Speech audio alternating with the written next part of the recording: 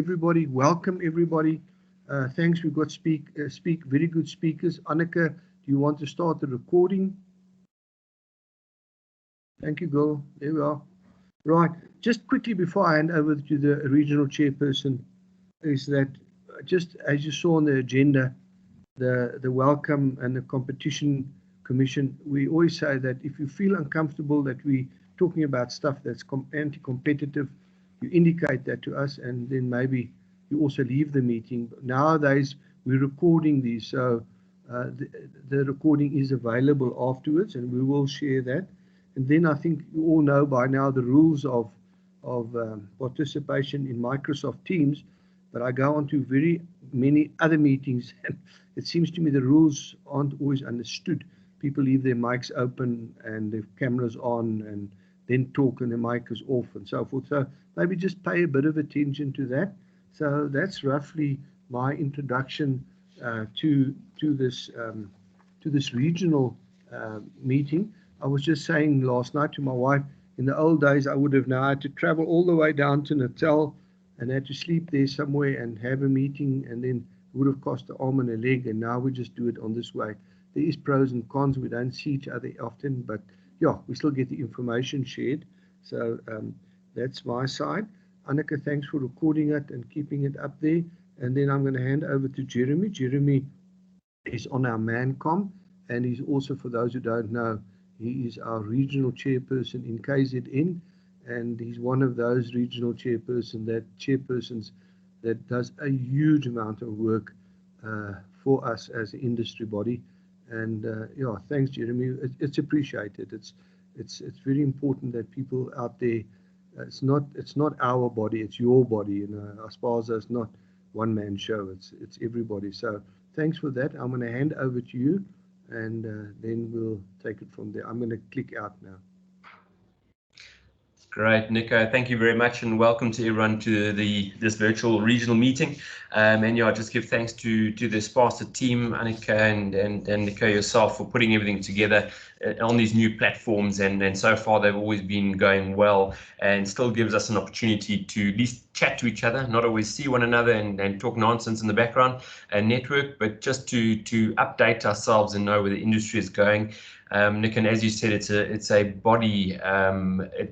It's a group of individuals really trying to drive our industry, that are passionate about the industry and want to make a difference going forward in our industry and keep it uplifted. Because without quarries, the whole economy cannot grow with upgrading of roads and so on and so forth. So really proud to be part of ASPASA and what we're all doing as a group. Great. Well, what we'll do, we'll kick off now. Again, thank you to all the speakers for being part, and we're really looking forward to your input. And then a couple of questions, hopefully afterwards, from individuals to create a bit of a discussion and talking points. We'll kick off. I think Nico has had his chat, and we're going to go through to feedback from the 2020 year, highlights of some of the ASPASA achievements, and I'm going to hand over to Corey Reitenbach to give us a couple of points and items that he's encountered over the blasting and explosives area of our business. Corey, I'm going to hand over to you. Thank you very much. Thank you, Mr. Chair. Thank you, guys. Just checking, can everybody hear me? So give me an indication, Nico. Yes, yes, loud and clear. Thank you. Okay, thank you. I'm going to share I'm going to share my screen so that everybody can just see what I'm seeing. Okay. Yes, that's alive. Thank you, Corey. Great. Okay. So thank you. Not to waste time. Everybody's aware of the ASPASA legal compliance audits on explosives. So we've done a few at the ASPASA members and even non-ASPASA members at the quarries. What we mainly encounter was that most of the operations have, or all of them have, system measures and procedures and the risk assessment. However, we identified some gaps within the existing, either the risk assessment and or the procedures. If you look past that, past the gaps. All the audits that we've done, the sites do adhere to their operational procedures. So the issue is really that the existing procedures and the risk assessments is not complete and in total and does not cover all the gaps. So that was the one thing. The second thing that we found is that mainly the CIE information on the Chief Inspector of Explosives system, the commercial explosive system, is not a reflection of the actual information found at operations.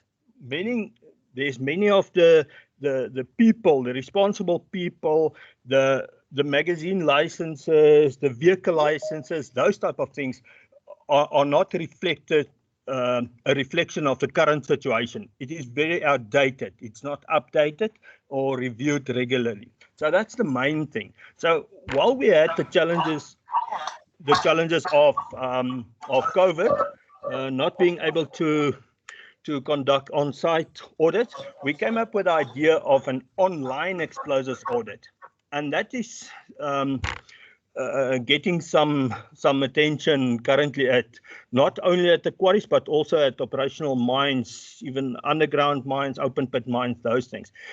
So how that works is that through ASPASA, you submit an application or an order for an online audit, and then we review the CIE information, the legal appointments, licenses, permit, approval, exemptions, and everything of your operation. And then we also review your operational risk assessment, the operational procedures, and then we conduct a Teams feedback session with the operation, providing you with feedback and say, well, here's some gaps, here's what's inadequate, here's information that you need to submit to the CIE to update the information on the system, and then we submit an audit report to cover all these inadequacies, our findings, and those things. And then the site can opt for either fixing it themselves, or we can assist them to fix it. And that's basically it. So short and sweet. Thank you. Any questions? Right, guys, are there any questions? If we can just put our hands up.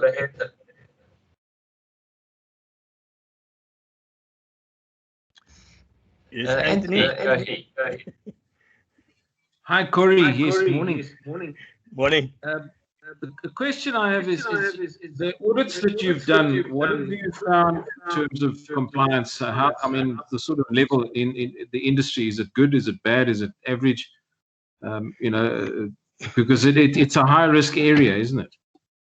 Yeah, it is. Anthony, thank you for the question. I think it's important.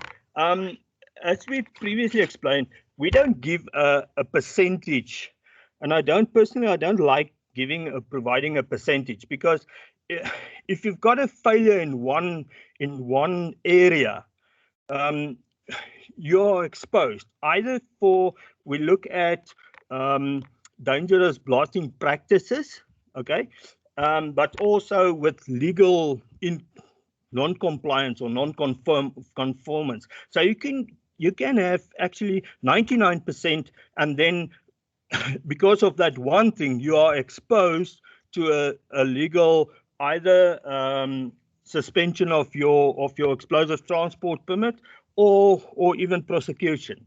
So yeah, and maybe just more aligned. Well, as I said, we found that the procedures and the risk assessments, everyone has them, and the good thing is that everybody adhered to the current procedures. The gap that we see and we identify, which is concerning, is that there's some areas that is not adhered to or not covered in your procedure or your risk assessment, and that exposes the operation. I don't know if that answers your question. So it is fair. Yeah. Yeah, no, basically, I was just looking if, in general terms, is it a reasonable compliance, or are there big gaps that you've identified? There is some big gaps that we did identify, especially with the new explosives regulations from the Mine Health and Safety Act, which was published in 2018 or came effective in 2018. Many of the operations that we audited is still on the 2015 regulations, and there were serious changes made that the guys don't adhere to. They don't cover some of the regulations specific to the 2018 regulations. Will that help? You know, it's not a general thing. You need to provide feedback. And the operations we did audit, we did found serious discrepancies. One operation we audit, for example, was transporting explosives with an unlicensed explosives vehicle. The application was submitted, however, the license wasn't issued yet, and it was used for transporting of explosives. So there are serious gaps that we identify, but yeah, each operation is a little bit different. Thanks, Corey. Thank you. Pleasure. Great, Corey. Just from my side, have you had any challenges or experiences with obviously operations that are busy updating their mining license or renewal or of sorts, and then your CTP obviously expires the date your mining license expires? How do you go about getting, and what paperwork do you need to make sure you can get your CTP for your explosives while your renewal license isn't processed with the DMR? Have you come across that anywhere? Yes, we have, especially with big mining houses, because we are also consulting full-time for 4 major big mining houses. And many of these guys had, especially where there's changes in ownership of mines.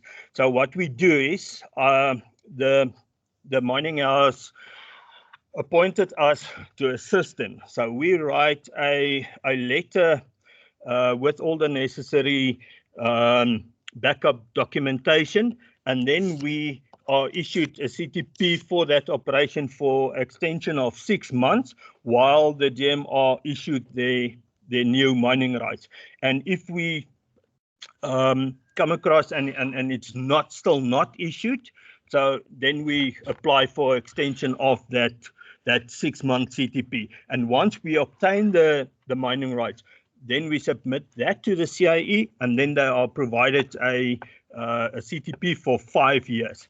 So previously a continuous permit was continuous, but these days it's either up to a maximum of 5 years, or if the mining rights expire before 5 years, it's only aligned to the date of the mining rights. Fantastic. Thank you very much for that. If anyone has a problem, they can contact me. We can assist them with. Fantastic. That sounds excellent. Maybe just from my side, another thing. Have you got involved in the 500-meter blasting permissions at any stage? Yes, we have. We've applied for a couple of quarries and open cast mines, and so far each time we assisted the people they got their permissions. So we can help with that as well, yeah. Can assist with that as well. No, that's great. Thank you very much. Anthony, I think you've got an old hand up there. Are there any other questions from any other candidates? Fantastic, Corey. Well, thank you very much for your input there. And guys, again, Corey, I'm looking forward to my team is busy discussing an audit with you, and I'm quite looking forward to the results on that side. And if there are any gaps, that we close them up. So I'm looking forward to experiencing that and seeing how it goes. So thank you very much for all your assistance in the industry. Much appreciated. Great. Thanks. Pleasure. Great. Nico, I'm not too sure if there's anything else. We've got a few extra minutes. Any other highlights from ASPASA's side? Thanks, Jeremy. Yes, just short. We're nearly there, registering ASPASA with EXA, but we're having fun. Every week when we apply, the rules change. So we'll get through that. I've got Theo Dolan from AfriSam helping me now, and he's very effective with that. So that's one thing. Marius will most probably tell you that on Thursday morning we're having the awards, and Marius is getting feedback. People like the awards. They're looking for the awards. Anthony will tell you about the environmental side, and you will share about the Royalty Act. And I'm trying to set up a short video conference with Alta Swanepoel about the Transport Traffic Management Act. There's some stuff coming through there. Just quickly, shortly, we had a meeting with all three parties, government, unions, and the employers through the Minerals Council last week. And I must share this with you, that the MRAC is the body that develops the changes to legislation and so forth. We haven't had a meeting for a year. So it's a major problem. Sorry, this phone will always ring when I'm talking, and it doesn't ring when I'm not talking. So it's a problem that we most probably won't see much changes coming through the Mine Health and Safety Council this year. We're starting to throw a bit of tantrum. There's things that's important to us, the 2,500 kilowatt engineers, that one, conveyor belts, they've drafted new guidelines there, and these things are all just stuck there. But I think I do a lot of communication in writing, so if there's anything anybody wants to ask, then I'm available. Thanks, Jeremy, for allowing to share one or two things. Thanks. Great, thanks, Nico. Yeah, I've had a couple of guys querying where the 500 kilowatt is and when it will be promulgated, and I keep informing them, guys, we're waiting to hear. It's out of our hands. We have made noise and we're just waiting. So fantastic, Nico. Thank you very much for that. Perfect, guys. All right, ASPASA is all about health, safety, environment, and it's one of the key focuses. And as ASPASA members, you know, we've got a world-renowned health and safety system and audits that we've put together over the years. And we're very pleased with Marius over his years and years of visiting different operations, knows what to look for and how things are going. And again, it's massive training to individuals on the floor, which is fantastic. So, Marius, I'm going to hand over to you to discuss ASPASA's health and safety. Thank you. Morning, Jeremy. Morning, everybody. Thanks a lot for the opportunity. Jeremy, I'm sharing slides there. Can you just tell me if you guys can see the slides? Great. Nothing at the moment. Nothing? I've been struggling on this side with the slides, so I'm trying again.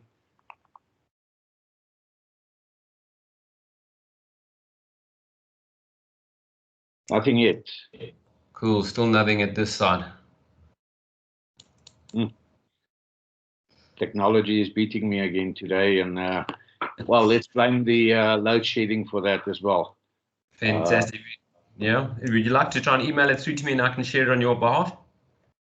I can try and do that for you.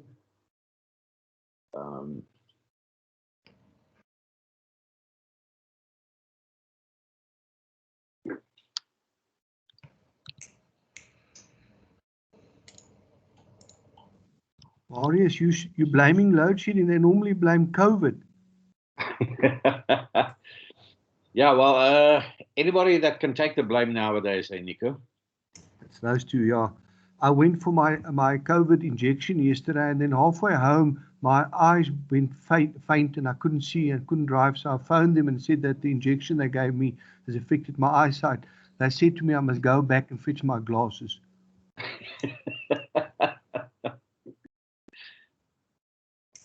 Yeah, it's the age. It's the age. That's true. Jeremy, I've sent it to you.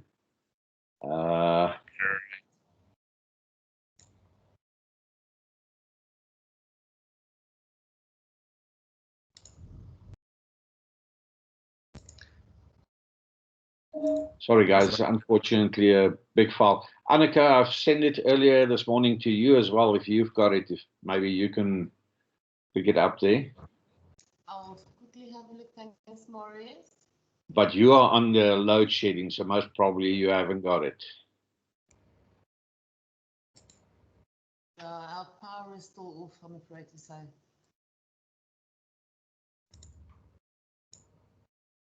Okay, Jeremy, it's gone through to you. Great. I'm just chasing up on that side. We've still got a few minutes waiting for your time slot. So as soon as I get it, I'll let you know. I'm still on this side. It doesn't want to show my slides. Nothing coming up yet. Nico, just coming back to your comment about blaming COVID, I was doing audits in the Western Cape in the last 2 weeks.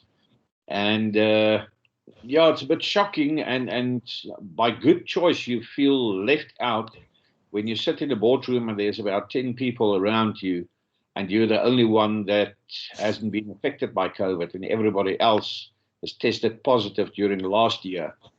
Then you feel a bit scared, you know, being exposed there. But fortunately, everybody recovered fully.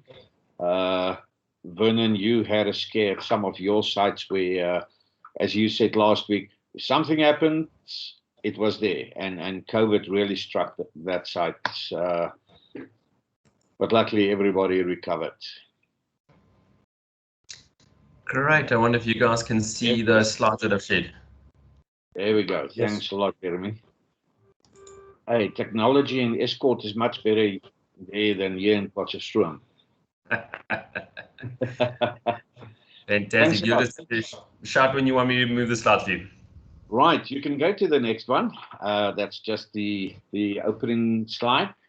I had a look at you know what we talk about the ish audits and what it means to the industry and so on.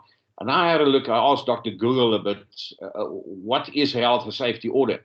Now, it says it's an expert assessment of organizations' health and safety policies, systems, and procedures.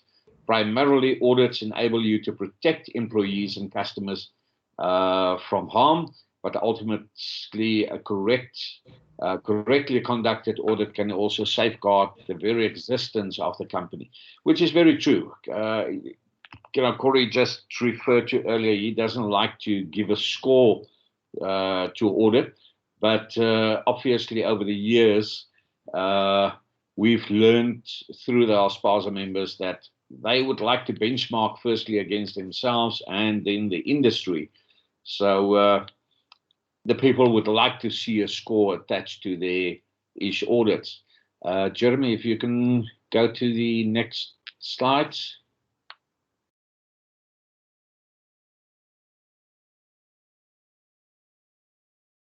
All right, is that good?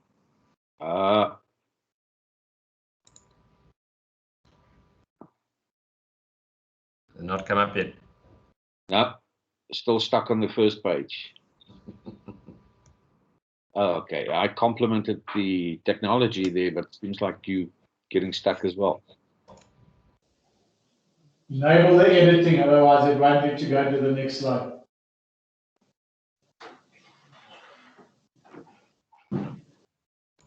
Brian, seems like I should have sent it to you.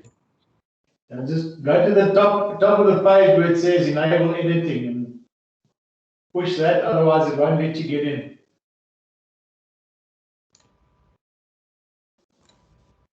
On the yellow line, Jeremy, right in the middle of the screen top, it says enable editing. Okay, let me just, I've only got,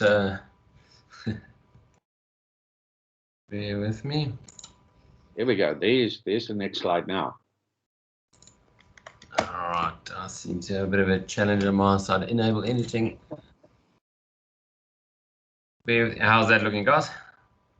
Yeah, I can still see it. Hopefully everybody else can see it.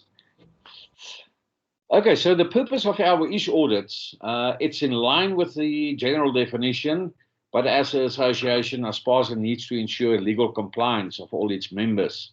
And the ish protocol is revised every year to cover all industry requirements and to be updated in current legislation. The ish audit process adds value not only to the health and safety protocol, but also through sharing information, education, and assistance to be legally compliant. We have found that through many years that the guys do like to see the audits in the sense that they learn from the experiences shared with everybody. As I said, the audit protocol is revised every year. Now, during 2020, obviously, we had a lot of time to revise the audit document to try and keep up to date. We included the COVID-19 protocol in our audit document to assist everybody that we do cover all the regulations and the protocol as it's been stipulated. But as Nico also said, from Mine Health and Safety Council and MRAC, nothing else is coming out currently. We've heard about the conveyor belt regulations. There was some nasty recommendations made to the conveyor belt regulation. As an example, to have flame retardant conveyor belts throughout mining industry in South Africa, which obviously for us in aggregates, it's not feasible, and not everybody or nobody will be able to afford to replace all their conveyor belts with flame retardant. But just reflecting back on the audits of last year, it's now almost a year ago that our audits came to an abrupt standstill due to COVID. The last audit last year was done on the 6th of March, and then the lockdown came into effect. And we only restarted our audits in mid-September last year. So we've done less than half of all the audits that we're supposed to do during the year. So yeah, the scores that I will show you now on the slides only reflects 48 of members being audited. Now, the schedule this year has been set up as normal, but unfortunately, some of the corporates have decided not yet to be ready for audits. The reason why, I don't know.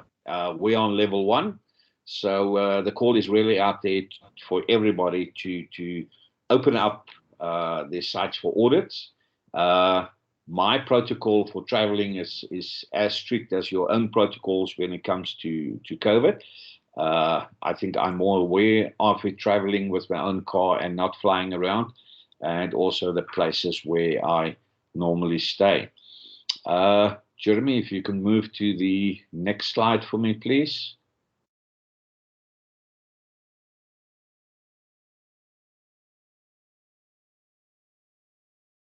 There we go. As I said, only 48 operations were audited during 2020 due to COVID-19 and the national lockdown. The average score is an improvement of almost 1.5% to an average of 89.44%. Now, 1.5% improvement obviously sounds a lot, but as I said, only or less than half of the members were audited. The highest score, Jeremy, we lost our slides now there. While you're struggling to get it back, the highest score achieved during 2020 was a 97%, and the lowest score a 72%. So obviously our biggest concern is the lowest scoring sites, those on the 72% and so on, and assistance will be provided to those sites. The 97%, excellent score. We will get to the top performer just now. And that was the only site or only member that achieved a score in the 97s during 2020. If you can move to the next slide there, Jeremy. Right, so the awards, show places, yes, 9 operations still achieved show places. 5 shields, there were 18, and 4 shields, 16 sites. So as you can see, the majority of the sites are getting high scores. Now, to be quite honest, we are giving special recognition to those so-called show place status operations. But if you talk to the guys out there, anything above 90% obviously is an excellent score. And in future, I think we need to think about those recognitions as well to everybody else. Next slide, please, Jeremy. Right, that is just a breakdown of the scores per section. As you can see right at the bottom, an average score of 89.44%.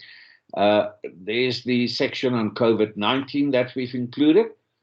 You would have expected 100% score there with the sites that I did audit, but it was an average score of 96.33, which is also a very good score, but there were some small non-conformances identified, either a security guard at the gate not sanitizing me after giving me a document to sign, or where people are testing for alcohol, where the security guard would have cut the straw that he hands to me, cut it in half to save some money, and then he touches the open end trying to hand it over to me to do an alcohol test. So those type of things are non-conformances, or where sanitizer is not available. But at most of the sites, and it seems like it's a national challenge for everybody, is the disposal of COVID masks, dust masks, let's call it what we want. Now, regulation says that masks shall be disposed of as medical waste. And I've been to sites where they actually admitted that they're burning their own stuff in the quarry, not allowed to do that, obviously, or it's been thrown out as domestic waste because they haven't got any COVID positive cases on site. And that obviously we cannot allow as well.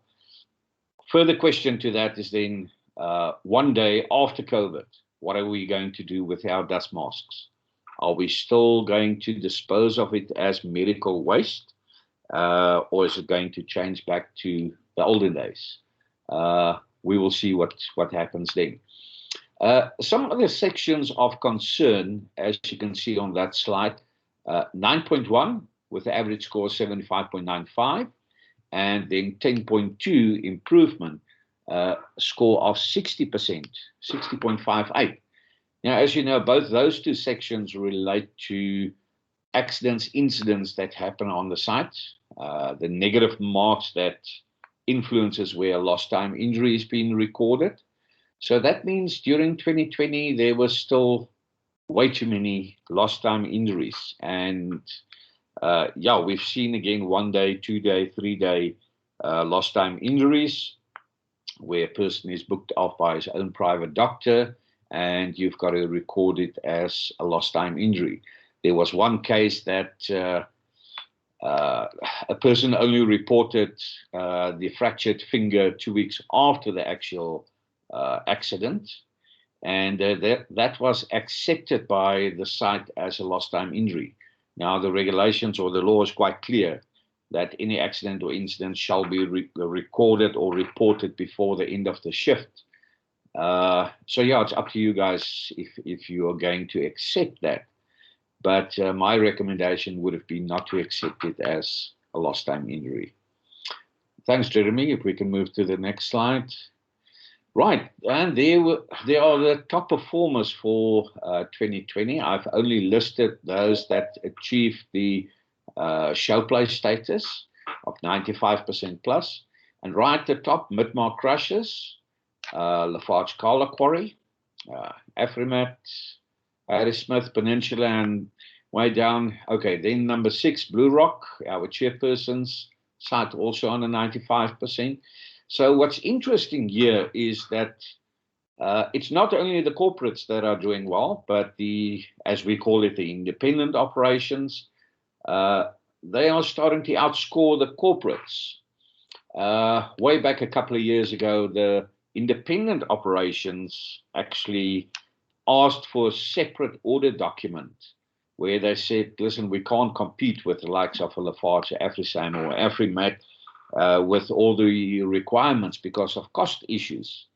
And the ASPASA response obviously was that there's only one law and you've got to comply to that law, the Mine Health and Safety Act. So it doesn't matter if you're big or small, everybody's got to comply to that. And that's why we use the same audit protocol for all the operations. Nico referred earlier In 2 days' time, we will have the ASPASA awards. So yes, mid-mark crushers will be receiving the award for the top performer for 2020. Next slide, please, Jeremy.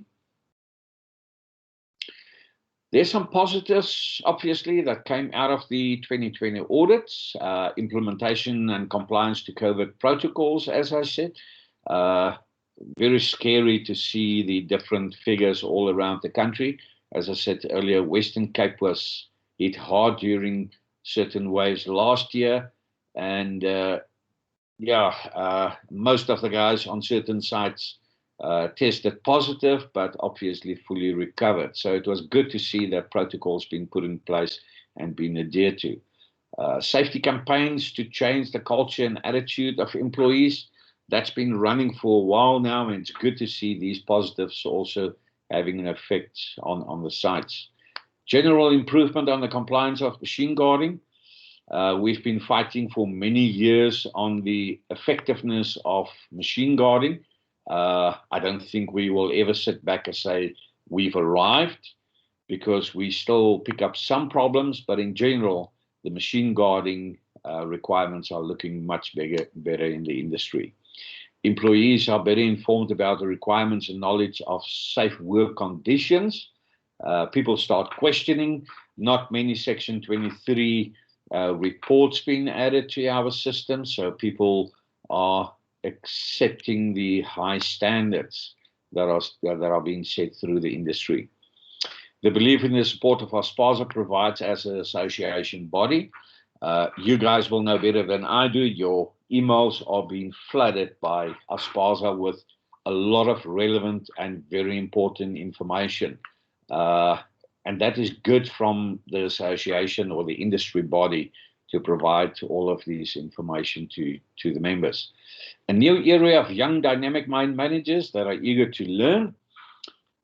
It's good to see all these new managers coming through the ranks. And obviously, these guys are questioning a lot of things. Their background is to question everything and not just to accept, which is very good, and even through the audits as well. Total commitment and concern of moving to a new normal by those audited after the national lockdown, but allowing the each audit to carry on and not left behind.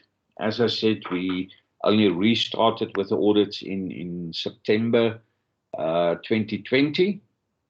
Not everybody was audited that were normally slotted in that period till end of November, but there were a lot of guys that put up their hands and said, please come and audit, come and assist us. And we do appreciate those sites as well. Next slide, please, Jeremy. Future focus, not to say that these are the only shortcomings from 2020, but things that we are focusing on for this year, obviously as well, and the way forward. As I said, too many lost time injuries and disabling injuries and even occupational diseases. There were silicosis cases reported last year, and we've got a couple of noise-induced hearing loss cases that were recorded as well. We need to try and minimize these. Health and Safety Committee meetings, had meetings with the safety reps. This came to a complete standstill at certain operations during 2019. So we need to find other ways of communication. Now, unfortunately, where committee meetings came to a standstill, we've also seen that the inspections of our safety reps also came to a standstill because they felt they haven't got a platform to report their deviations now. And that obviously need to change. We need to carry on with those identification of risks, own inspections with identification of deviations, pre-start checklists for the plant and for TMMs. We still see a lot of deviations from those during our walkabouts. Development and implementation of traffic management plans. I will show you some pictures just now. Not many sites got a full developed and implemented traffic management plan where they have totally segregated vehicle to vehicle or vehicle to person. And Anthony will tell you later that this doesn't cost you an arm and a leg to implement. And we need to prioritize these issues to make sure that we segregate these.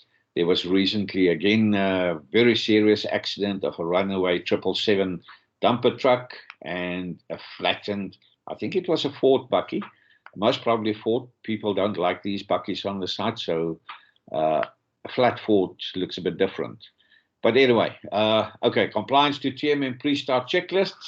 We still see TMMs running around where a deviation is recorded, but then the vehicle is still allowed to operate on the site.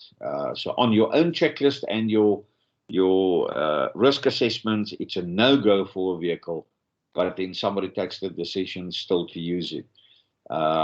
That's opening you up for, obviously, a Section 54. Next slide, please, Jeremy. Okay, improvement of housekeeping in plants.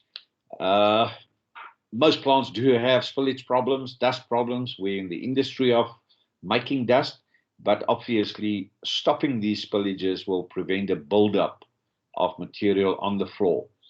And a buildup of material can cause some other problems where people might have now access to running machinery where previously they wouldn't have. Compliance to isolation and lockout requirements. Still a major concern. In most cases, we cannot question if the people are making the machine safe, isolating it before doing the maintenance, but the registers and permits does not reflect that. So we need further attention to those as well. Improvement of accident incident investigations. There is a draft guideline to a code of practice for accident investigations. My recommendation to you guys is to have a look at this draft guideline and start implementing it. Yes, we know that new stuff's not been approved by the legislature currently, but this code of practice obviously is coming, and I can't wait for the day that it's fully implemented. And then there will be a standardized way of doing these investigations, because we still find problems with these. Too many cases we see through investigation that we are trying to find a culprit through an injury or accident than trying to prevent it from happening again. PTOs, that obviously is to close the loop with the implementation or changes in procedures and the way that we do things, and just to make sure that procedures are followed. We do see a lot of PTOs being done, but the high-risk jobs and where it required changes due to accidents or incidents, that is still lacking, and that we need to focus on. Compliance with women in mining, HIV and TB, dispensing of condoms, etc., and other directives. Still a drive at everybody, and this is something we will follow up as well, just making sure that the industry are complying to these directives. Near-miss reporting and recording of Section 23. Some of my pet topics as well, the near-miss reporting, and this will prevent possibility of future accidents or incidents. Thanks, Jeremy. Next slide. All right, there's an example of, may I call it, bad traffic management, but as the expert would say, it won't be difficult to sort that out. 4 vehicles on the bench, no waiting area prior to that. This is something we need to have a look at when we look at traffic management. Next slide, please, Jeremy. There we can see as well, one dumper truck's been loaded, next one already busy reversing in to be loaded. Maybe look at a waiting area away from that for the vehicle to park and wait for its turn to be loaded. Thanks, Jeremy. Okay, right at the bottom, there you can see a vehicle waiting to be loaded. Now, what actually happened here is prior to going to that site, this site's got a good traffic management in place with stop signs and everything for people to wait in different areas. But while we were waiting or standing at the lookout point, The dumper truck going in skipped all the waiting areas and the stop signs, not adhering to their own rules as stipulated. So, yeah, further training, making sure that people are following the rules. Next one, please, Jeremy. Now, if you look at this one, it seems everything is okay. There's a dumper truck moving in to be loaded, only the one there, excavator busy loading. But then if you look at the next slide, this is then what happened next. Right, while he's busy being loaded, the next dumper comes down the ramp to be loaded, where he should have waited in a waiting area at the top maybe. Also some small issues to be sorted out with our traffic management. Thanks, Jeremy. And next one. Right, tunnel. Excellent search stockpile tunnel, as you can see. Both ends opened. Yeah, we don't expect everybody to have a tunnel like this. It would have been nice, but as you all know, there is a new code of practice for confined spaces in place, promulgated early last year, and is supposed to be already implemented. We have been highlighting escape routes from tunnels for many years, and we've asked people to build these escape routes because the regulations require it. But a lot of guys said, listen, we can't afford it now. And obviously during 2020, there was a cost-cutting issue as well in the industry. But these guys built this tunnel just before the COVID lockdown. So as you can see, excellent tunnel. Next slide, please, Jeremy. There you can see the rest of the tunnel. So there are a lot of good practices that we see out in the industry. Even the next one, thanks, Jeremy. All stores changed a lot where people don't have full pumping system, pneumatic system. They make use of these, color coding the different oils that they keep in the store, drip trays, very good practices. Thanks, Jeremy. But then, unfortunately, we still see these type of practices as well. Now, referring back to pre-start checklists in the plant, obviously nobody went to do inspection after this job was done and the isolation was signed off, or even doing a pre-start checklist in the morning. Next one, please, Jeremy. Right, as you can see, the main picture there, there's a gate on the walkway. Now, the gate is there because the head pulley of this conveyor belt is not fully guarded. So the first defense, obviously, is the gate. But if you can look on the right-hand side, the insert small picture there, the lock on the gate was open. And the belt was running at that stage when I took the picture. So, yeah, unfortunately, we do see these type of things sometime as well. And also refers back to isolations and lockout registers signed off, but not doing the inspection to make sure everything is safe. Next one, please, Jeremy. Spillages, spoke about the spillages. You know, this is a small spillage that just carries on until it's too much. But then there's a broken tripwire as well, hanging onto this spill heap. So obviously the pre-start checklist was just a paper exercise and the tick box. Otherwise, people would have noticed the tripwire broken and the spillage. Right, and that brings us to the end. So if there's any questions, please ask the questions. I'm here to answer them.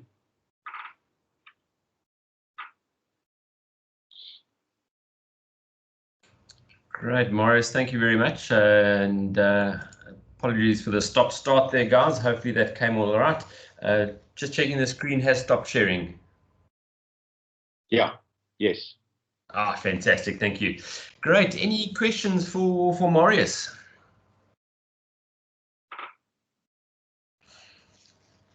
Marius, as always, I think you explain yourself very well, and obviously no questions. Yeah, I hope, wish you all the best for this year's audits as they get kicked off. And yeah, especially when you're on our site, we always learn a lot. And it's good for the guys to get a bit of training and to see what you see on other sites. which is always good and learning curve for us. Thank you very much. For sure. Thank you, Jeremy. Thanks for the opportunity as well. Perfect, guys, and don't forget the awards that will be happening this Thursday. Be a part of it. Let's see you and acknowledge those who have done well through last year's audit, even through the difficult times on that side.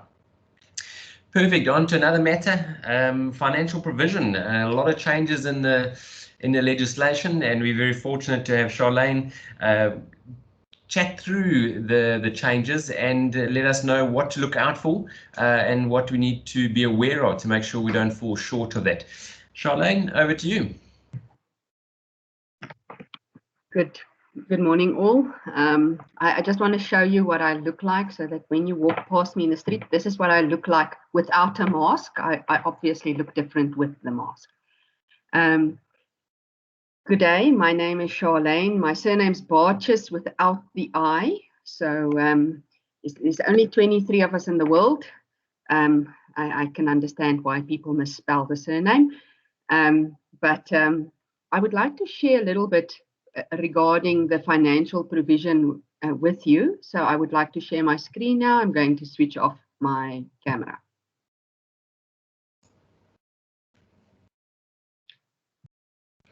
Thanks, Charlene. We can see that. Ah, great news. Good.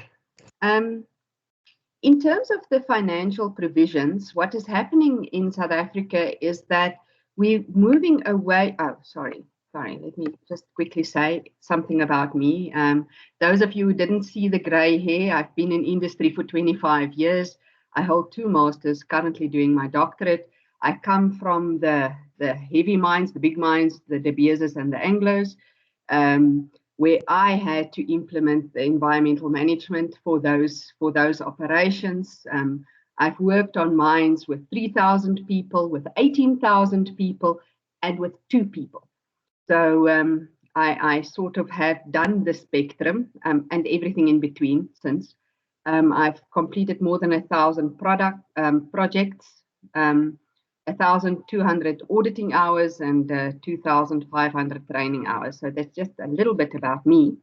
But I would like to talk about the Mineral and Petroleum Development Act, that Resource Development Act that has promulgated the financial provisions in 2015.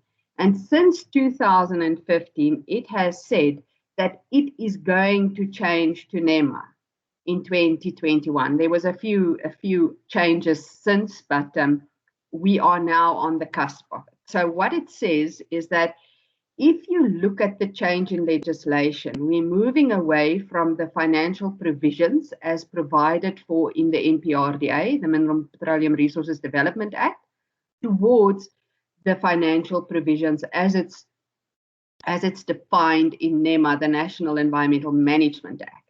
And that need to happen by the 19th of June, 2021. I would like to discuss the difference between these 2 requirements.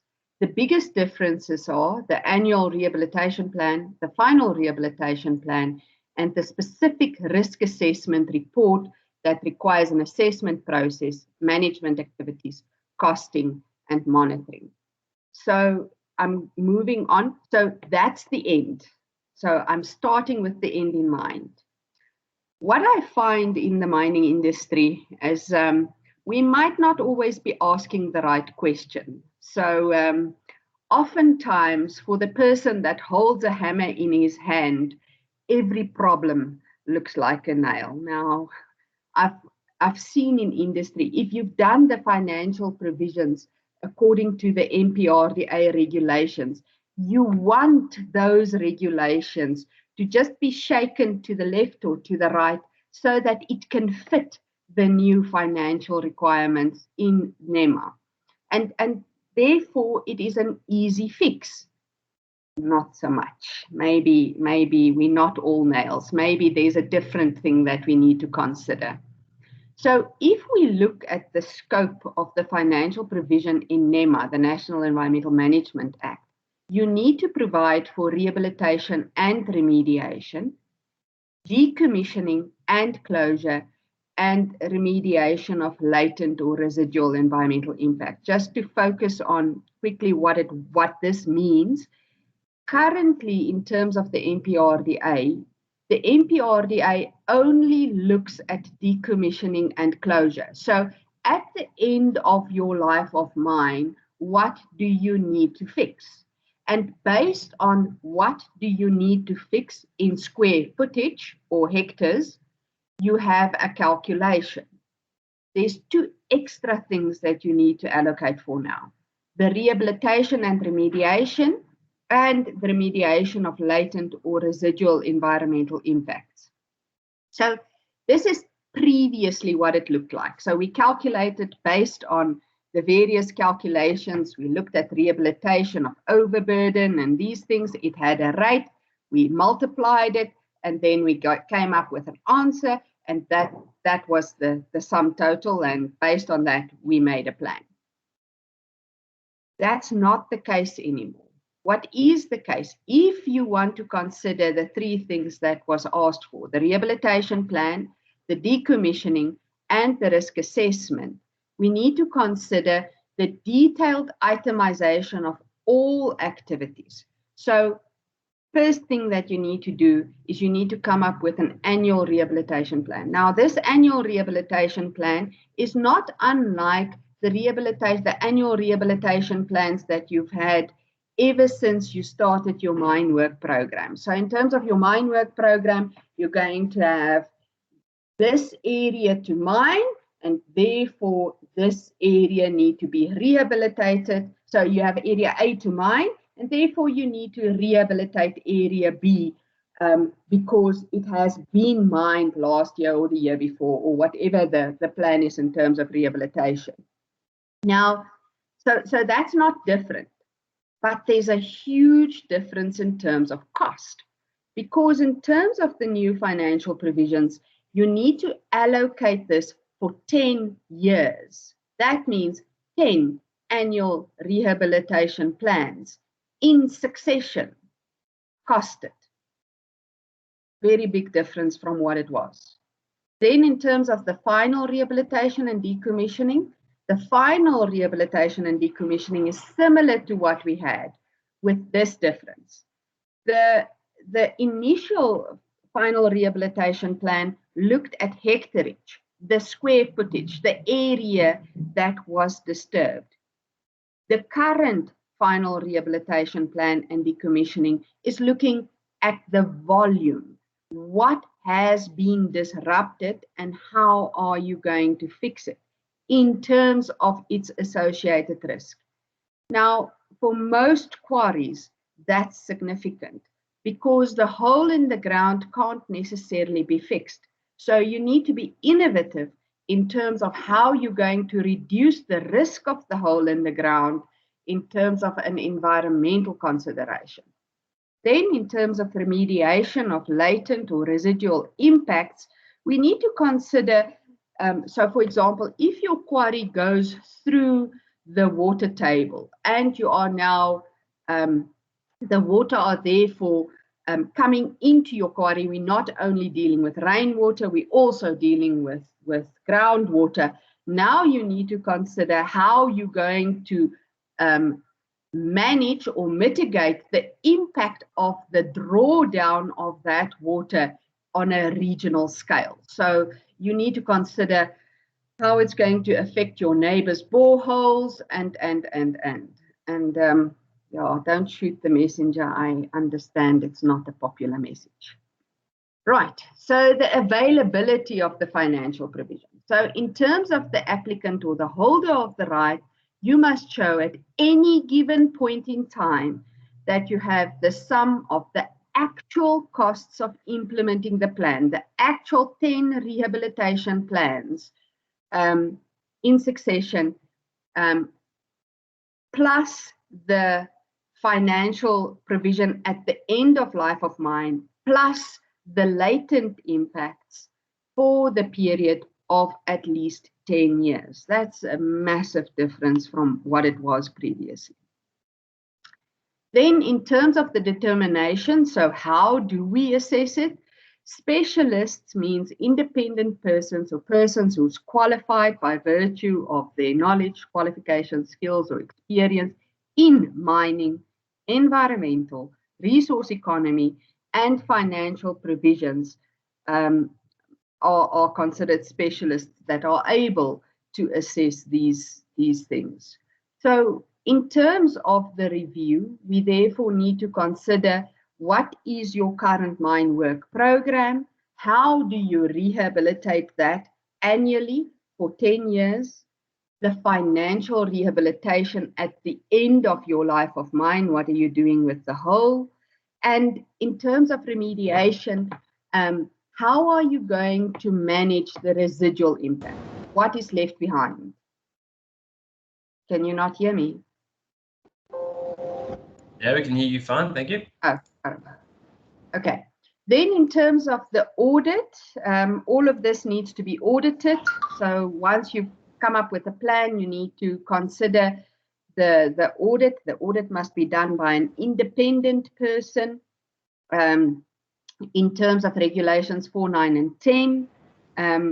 And this independent person must be an auditor that has no business, financial, personal, or other interest in the determination of the review, assessment, or audit.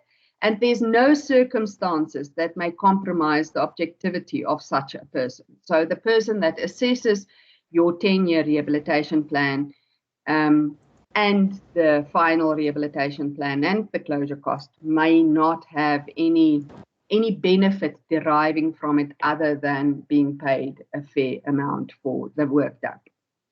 Then reporting requirements for the financial provision. This must be done according to Appendix 3, Appendix 4, and Appendix 5 of the NEMA regulations. Now, if you guys have peeked into the Appendix 3, 4, and 5 requirements, you would have seen that one of the requirements stipulate that these audit reports must be made available to the public on your website. So not only must you do this audit report, you must do this audit report and then communicate this audit report to the public so that they can see what you're planning to do at the end of your life of mine or for the next 10 years. So by the 19th of June 2021, every mine that has started, that had the right prior to 20 November 2015, must have the following in place: an annual rehabilitation plan, final rehabilitation plan, and a risk assessment report that assessed the process and the management activities, costed those, and provided for monitoring, auditing, and reporting requirements in order for them to create an environmental audit report that can be assessed from a costing perspective. So how do we go about it? I think that there's a way that we can do this. Luckily, one of the things that have changed is in terms of the requirements for NEMA. Previously with the MPRDA, you had to do your financial provision based on your when your EMPR was approved. So if your EMPR was approved in June, you would have to submit your next financial provision the next year, June, or 2 years, June, 2 years from there, June, based on the MPRDA requirements. Based on the NEMA requirements, it is an annual requirement, so you must do it annually. But you must do it annually after your financial year end, which means that if you cost your EMP in terms of the requirement, the financial requirements that you have, then you can cost your EMP and your auditor, your normal auditor, can look at it, because from an accounting point of view, the cost for an EMP is not different than the cost of capital, is not different than the cost of allocation of labor. That is, so in terms of finding an independent person from an accounting point of view, that's not a hard task if you are being assessed annually anyway, from a financial perspective. From an environmental risk assessment perspective, you likely would have done either an EIA or an EMP. Now, that EIA or EMP we can use as the risks has been assessed. those EIAs or EMPs needs to be updated to include costs. And then if you take that, you would have more or less a management structure that you can use. And then in terms of your annual rehabilitation plan, as I said, you would have an annual rehabilitation plan based on your mine work program. This mine work program would enable you to then come up with an annual rehabilitation plan for the next 10 years. And you would plan this likely as you would plan your work program for the next 10 years. And then in terms of your social and labor plan, there's training and emergency drills and procedures included in your social and labor plan. And you can use these tools to incorporate in your risk assessment, which would reduce your risk. And because your risk is reduced, reduce your cost. And because your cost is reduced, reduce your financial provision. And then have a drone map comparison or a survey assessment or a mechanism to see how I have changed the previous year from the next year. So likely what you would do with as-built plans. So you had a plan in terms of what your structure would look like, and then you have an as-built plan that you compare, and you say, okay, what was the changes? Why was the changes there? And if I look at these changes, what would it cost me? So next year, when I assess what my rehabilitation requirements are, I can assess based on what the costs are. And then lastly, you most likely did have an environmental performance assessment. Now that environmental performance assessment was based on your current existing EMP, and that performance assessment would have a measure or a mechanism to assess where you are at.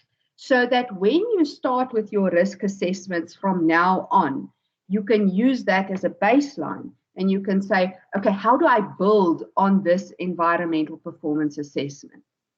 If you create all of these in a checklist, you actually have a requirement that you can use to see how well you are doing in terms of your financial provision. And that is me. Fantastic, Charlene. Thank you very much. Yes, not always great news, but news nonetheless that we're going to have to attend and get on top of in our own operations. So thank you very much for that informative presentation. I see, Anthony, you got your hand up. Thank you, Jeremy. Hi, Charlene. I just would like you to just tell the participants in the panel the specialist function that you referred to earlier on. You and I had a discussion about this. Maybe just expand a bit on that, what those type of people are and the availability of those folks. Yeah, as you've seen in terms of the specialist functions, sadly those specialists had to at least understand the environmental requirements. They need to at least understand the financial requirements. They need to then be able to have experience in mining, and then based on all these things, come up with a plan that you can apply. So when Anthony asked me how many of these people are there, I said, well, I can count the worthy ones probably on my two hands.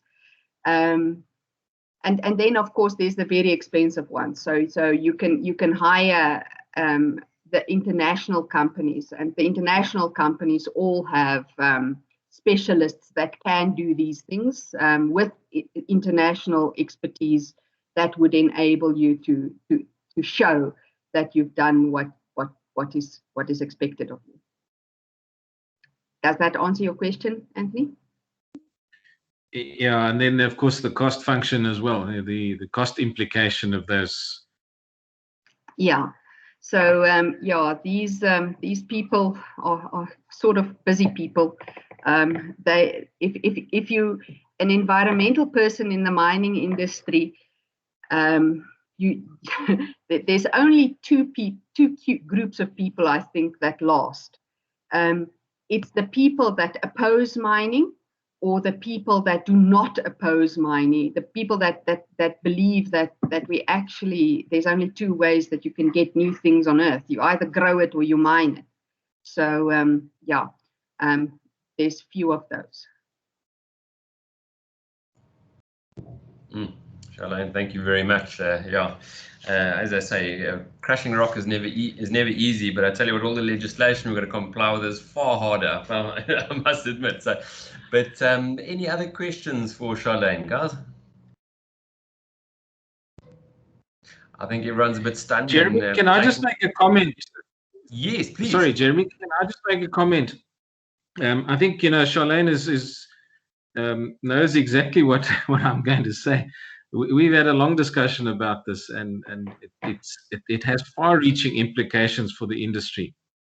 I don't think people quite understand quite how far it's going to reach us, and what is going to be required of particular organizations to be compliant on this. So my advice, and Charlene, I'm not trying to steal your thunder here, but my advice is, guys, get your acts together very quickly, and probably speak to Charlene, because this thing can come and bite you very, very dangerously, and it's going to cost you a lot of money if you're caught sleeping. Fantastic, Anthony. Thanks very much. Very wise words. Let's make sure we comply, get ourselves on board, and I think everyone's a bit like stunned mullets at the moment, trying to count what they need on their fingers and make notes, copious notes. But I think a key thing is, whoever the guys are using, make sure they comply with what's required, and if not, gather some advice. Charlene, I'm sure you're available for guys to drop emails, ask questions, make sure you get on board before the deadline comes, and everyone then scuffles around, and obviously that's like a breakdown. It's going to cost you twice as more because everyone else is busy at the same time. So fantastic. Charlene, any last words from your side? Yeah, Jeremy, if I may be naughty, I'm being very naughty, but if I may, I just want to talk about the healthcare risk waste that was mentioned in terms of the safety audit. Yes, please. Okay, so I'm just going to share a slide quickly.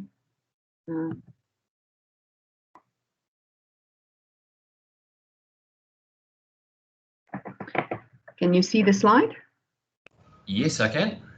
Okay, so in terms of hazardous waste, this comes out of the Waste Act. In terms of hazardous waste, it means any waste that contains organic or inorganic elements that may, owing to its inherent physical or chemical toxicological characteristics of that waste, have a detrimental impact on health.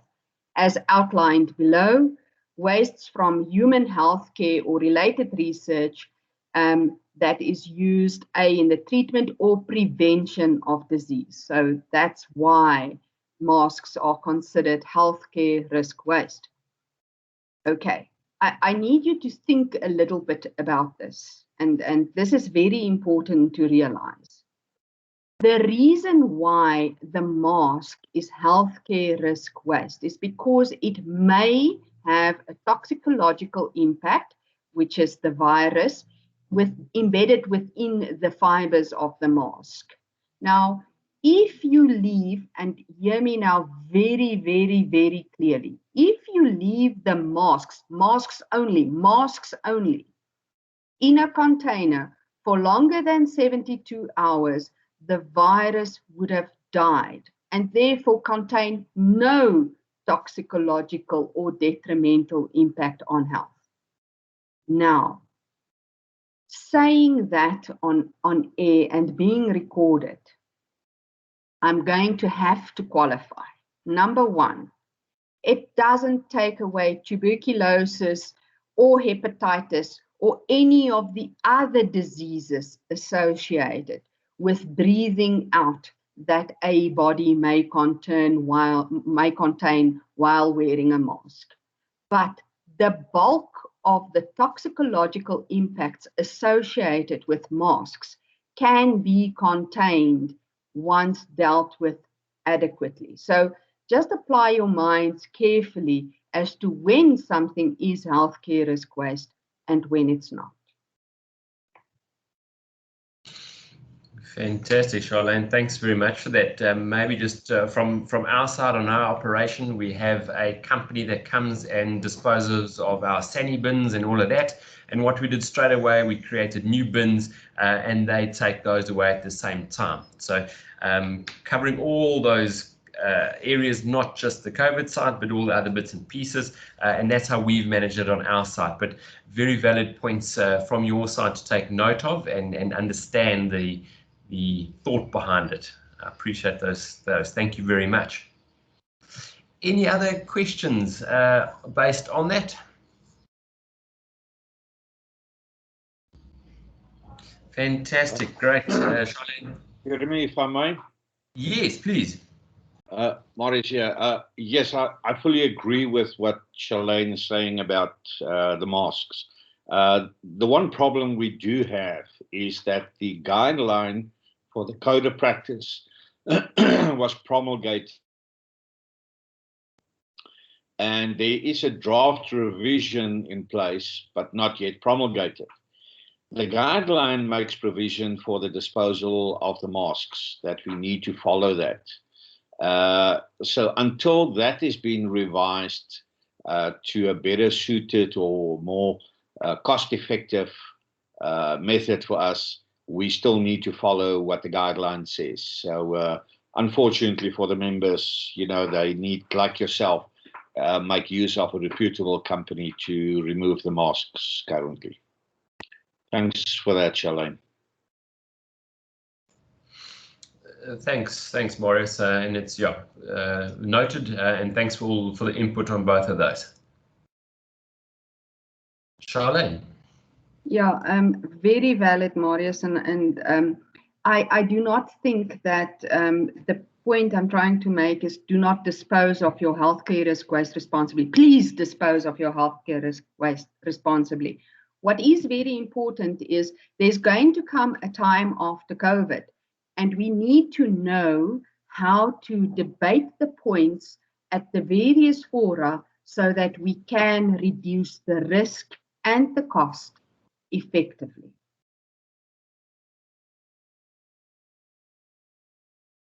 Fantastic, perfect. Yeah, nice to consider going forward once we through the COVID stages and all those other points you did pick up going forward. Lovely, guys. Thank you very much for those discussions and points. Always food for thought for now and going forward. Thank you. Perfect. Going forward, I don't see if Thando Matanga is present or online. Nico, I don't know if you can assist me in that one.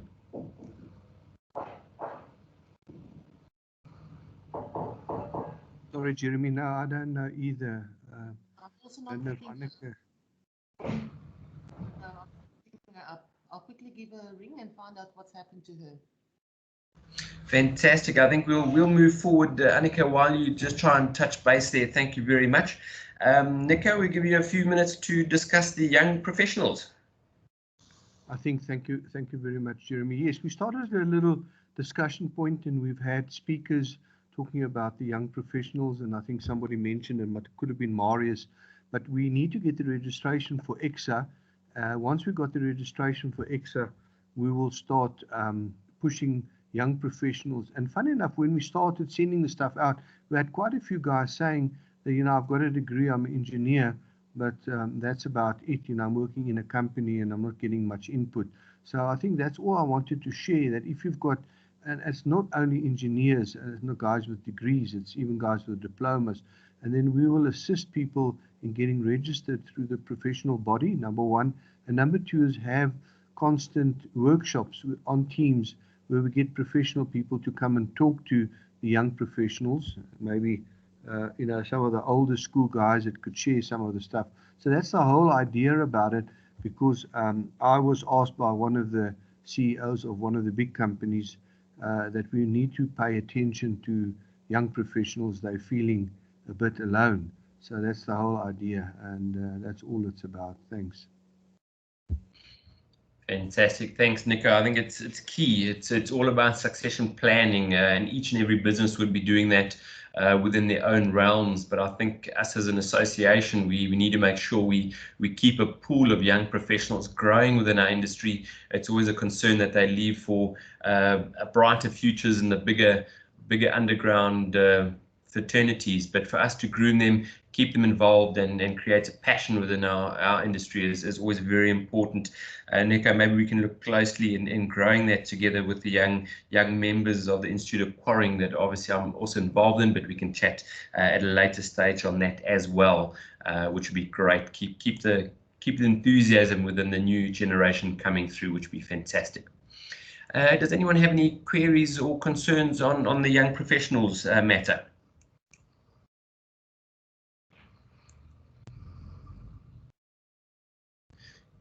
Perfect, lovely. I'm going to kickstart with regards to the Royalty Act, where we're currently standing then. Annika, as soon as you have any news from the DMR personnel, just give me a shout.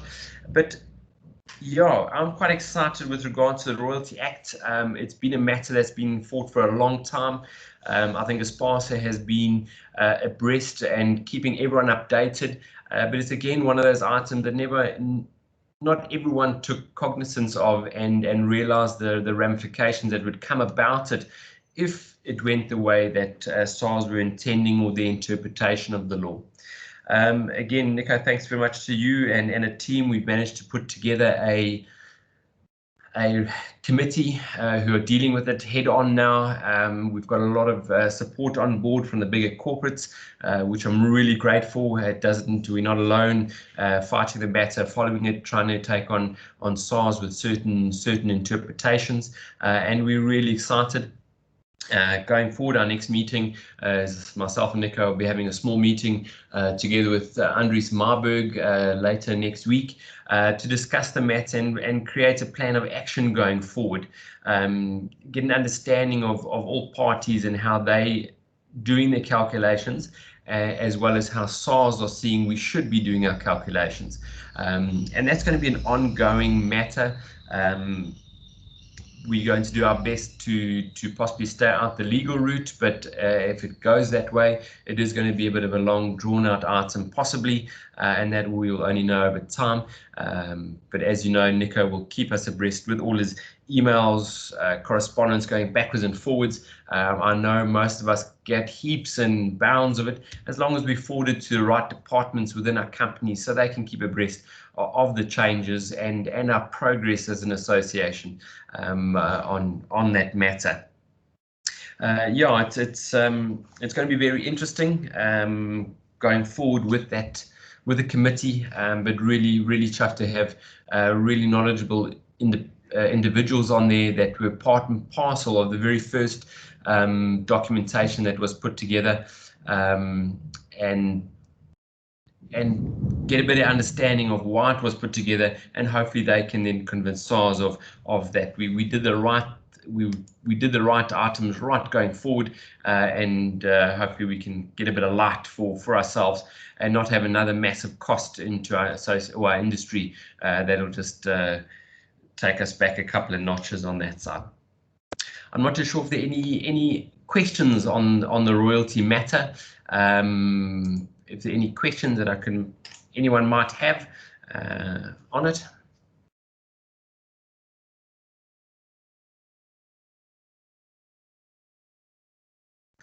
Lovely. Yeah, I think it's one of the areas that it's very key specific to the accounting heads of departments, but we do have those guys on board and going forward from there.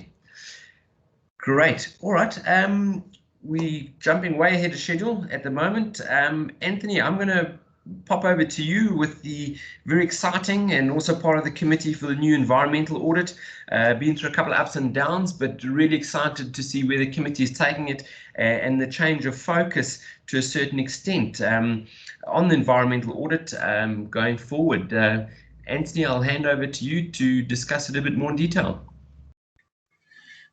Thank you, Jeremy. Can you see my screen? Has it come up yet? Not as yet. We'll get there. I was quite convinced the Nelspruit internet will be quicker than escorts, eh? You haven't got code. Still nothing as yet, Anthony. Nothing.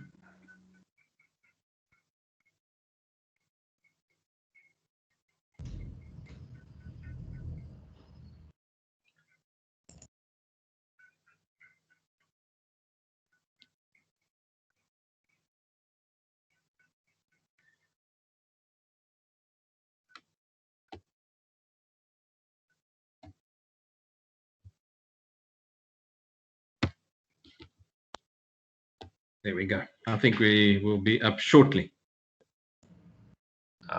Something's happening. Fantastic. Okay. Yes, we're up and running. Good, thank you. Great stuff. Yes, good morning, Jeremy, and everyone on the call. Thank you very much for the opportunity to share with you what we've done. It's been quite an exciting and interesting trip with the audit review. I'm going to go through it, and then we'll have a chance to have questions and a chat. Just a bit of background to the About Face, or at least the auditing, the environmental audit. The About Face audit program, which used to be conducted by Alan Cluett, that ended in 2018, as everyone is fully aware of. It then follow-on program was done by Lizette, and that ended in 2020, partly due to sort of lockdown and other reasons. But the environmental audits were then suspended in 2020 due to the COVID lockdown. In the last quarter, the quarter 4 of 2020, ASPASA, being Nico and in conjunction with the industry players, there was a decision made to redesign the audit program, and this was found particularly necessary due to the increased emphasis on environmental issues and the need to be compliant both locally and globally. And the brief that came from ASPASA was to design something by the industry and for the industry. And what came out of it was that we said compliance needed to be achieved, but it mustn't be punitive. So a process-based program has been developed by an appointed subcommittee. I'm the chairman of the subcommittee. We've had a good couple of meetings. That committee has had a good couple of meetings organized by ASPASA, and we've had very good input from the various role players. Not too many, I must add, but what the people that were on there are serious about it, and it's been very positive. So the input of the various folk was also a key to the success of the program. Remember what I said earlier on, it was by the industry, for the industry. So we really kept to that methodology.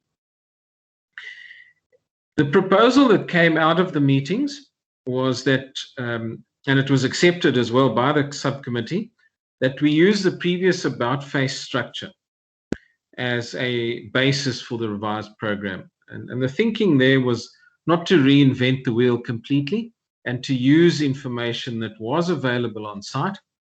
We don't want this to be a burden for people on site.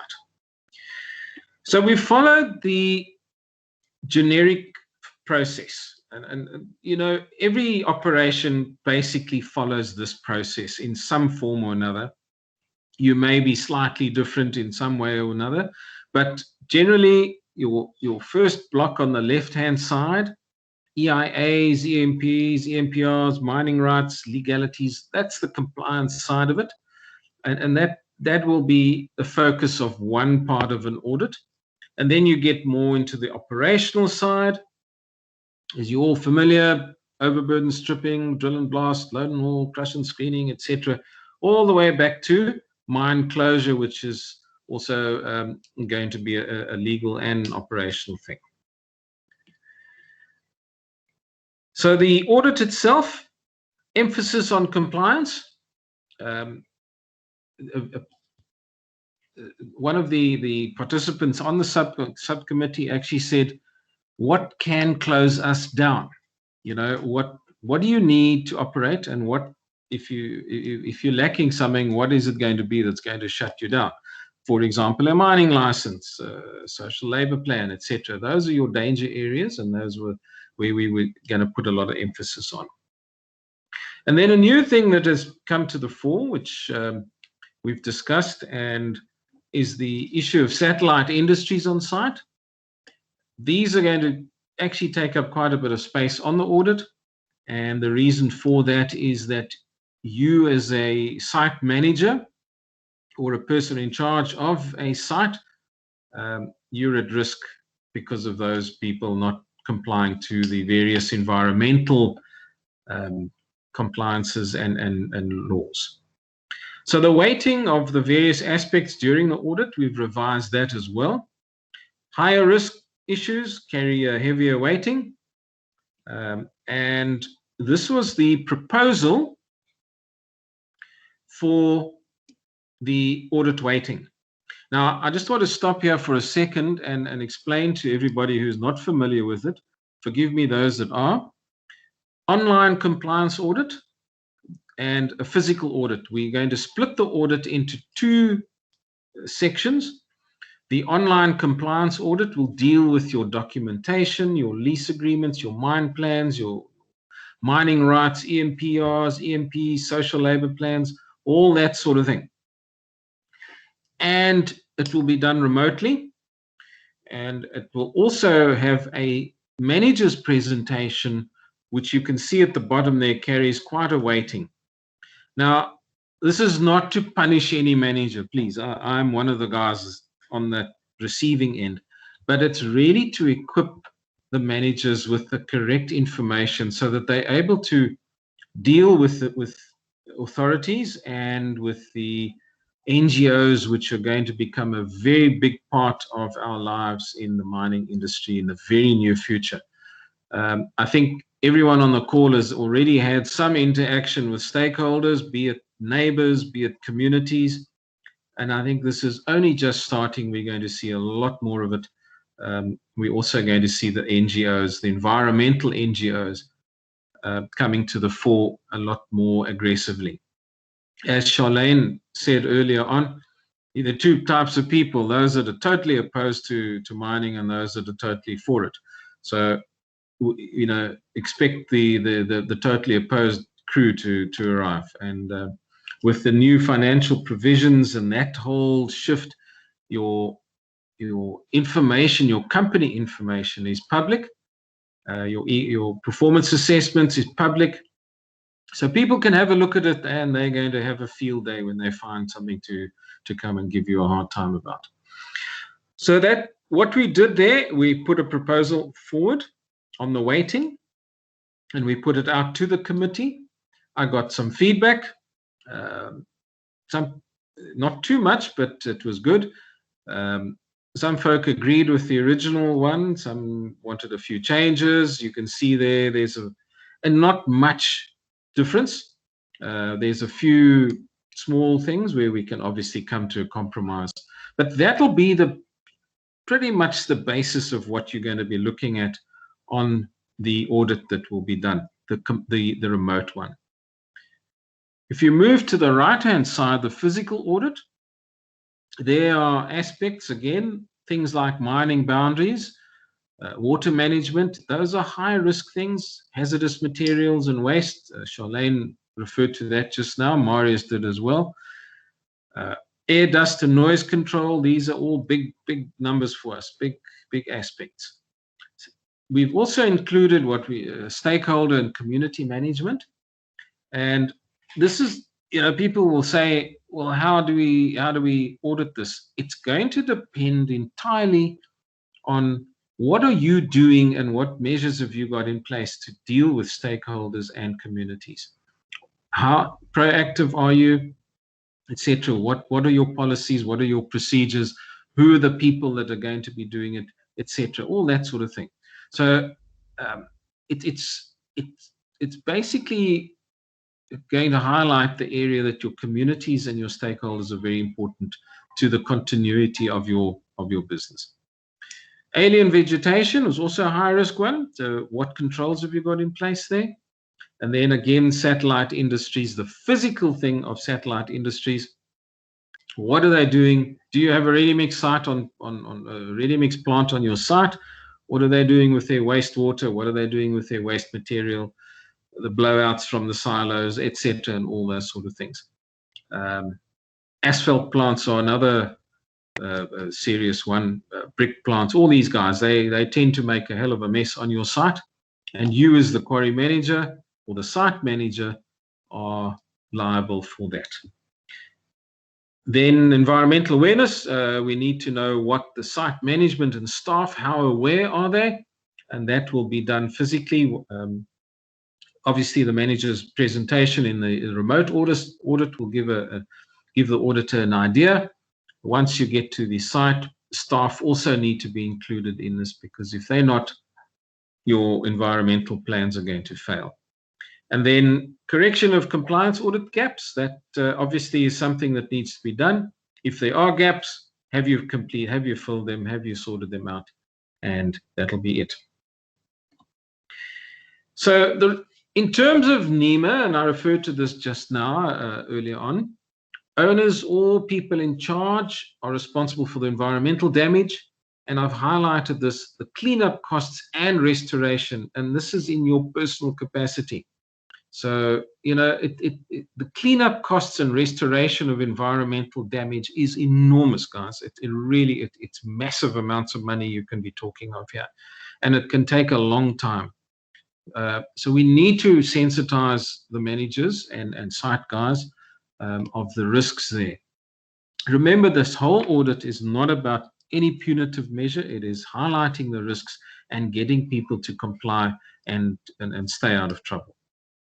Penalties, as you're all aware, with NEMA include fine or jail time or both, and the first point I raised. So you get nailed twice. And I really don't need that in my life. I don't think anyone else does. Then comes the rest of the sting in the scorpion's tail is environmental non-compliance or damages at retroactive. And even if you've left the company and you're sitting at your little beach house somewhere thinking you've retired, and you were the guy that had a big hole full of old oil and you closed it up very carefully, they're going to come and fetch you, and you're going to be liable for all that mess that you did then. So you can't run away from it. You've just got to make sure you don't do it. And this is where the satellite industries become such a problem for the site manager. You've got a ready-mix site on your plant. They letting water, waste water run into the neighboring water system, and you end up being in trouble because of that. So as we mentioned earlier on, the existing about-face filing systems will be utilized. The information is there already, so it was pointless for us to redesign something without using that, and we thought it would be a really good idea to use that information. There's a hang of a lot of work that's gone into it over the years, and it would be sad to throw it away. So we've decided to use that and make it easier for people to be able to comply.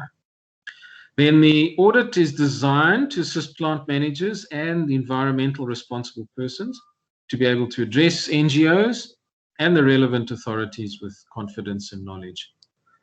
I just want to stop there for a second. The environmental responsible person has got an appointment, and that appointment carries an enormous amount of weight. So please, whoever it is on your site, normally it's the plant manager, the site manager, that, be aware that you are exposed there, and by having a good compliance audit, you are limiting you're limiting the risk that you personally are exposed to. Managers and responsible environmental understanding of EMPRs, that's another thing of great importance. If you don't understand your EMPR, you're going to get hammered by an NGO, because they have a right to come and ask you to see the EMPR, and they are people that are well qualified. They know what they're looking for. They know the gaps. They know what we haven't done. And believe me, they're not going to ask you what you have done. They're going to look for what you haven't done. So I'm sorry if I'm being a bit of a bearer of bad news here, or I'm not trying to make anybody afraid or worried, but there are tools to keep you out of trouble and to keep you compliant. So the goal is to achieve environmental compliance for all ASPASA member operations. We want it to achieve a user-friendly and practical compliance audit. We want to equip site managers to be able to deal with the regulatory authorities and, as I mentioned earlier on, with NGOs. And then there's a need for the industry to continue to operate in an environmentally sustainable manner. So the audit is designed to help you to be able to achieve these things. And I think people that participate in these audits, and I really would recommend that you get involved with it. It's going to let you sleep a lot better at night as a site manager. So the way forward, we have already designed the audit document, and it has been circulated to the people on the committee. We've had feedback. We've had a few tweaks and things. As I said earlier on, it's a two-phased audit approach, the remote one, and then the actual physical one. So we're going to do a dry run in April this year at a site very kindly given to us by one of our members. And we'll see how it works, how it runs out. Then we'll make the necessary modifications and adjustments to that document and process. Then the final document will be submitted to ASPASA for approval. And ASPASA will then tell us when the audits will commence and at what date, and who the auditor will be that's going to take us forward. And that, folks, is pretty much where we are at this stage. So if there are any questions. Right. Jeremy, I see your hand is up there. I did have a hand up earlier, yes. Maybe just to clarify for all concerned, the online section of the audit, do we foresee that being like a Teams meeting where we share stuff, or do you see it as items that will be emailed to the auditor for them to review and go through on that side? What is the thought pattern behind that? Jeremy, the thought pattern is that it will be a combination of the two. The site manager and whoever he or she chooses to have in their presentation, to do their presentation, let's say it be, I suppose, 20 minutes, half an hour, to the auditor. The auditor will obviously, I think from the practicality perspective, will have already asked for various documentation to be scanned or sent through, just copies so that they can verify it. And then they'll go through the process. They can do it with the site guys, run through it. It's their choice. I think they'll have to we'll find this out when we do the dry run to see what is sort of going to be the most workable solution. But there'll definitely be interaction between the site and the auditor on that specific day, in order to do it. I think what everyone's got to understand is that an audit is really a snapshot of the day. So, it can't drag out for too long. It's got to be done at a specific time and have specific parameters. Does that answer your question, Jeremy? 100%, Anthony. Thanks very much. I think it's a combination of both is fantastic, as well as great initiative going forward. And thank you very much for heading that up and getting the momentum going. Great, thanks, Jeremy, and thank you to all the guys that have participated. It's been awesome. Charlene. Yeah, I just don't crucify me now. Anthony, you know me badly if you think I do that. I'm more everybody needs to get over the line kind of person. Just for the panel, Charlene was involved in a lot of the initial discussions as well. So we got some really good advice from her, and it was very kind of her to help us. Thank you. Yeah, I think one of the things that members of ASPASA need to consider is that there's an opportunity to change your EMP after an audit. So in your, one of the requirements in terms of NEMA is that if an audit finds something, you can change. In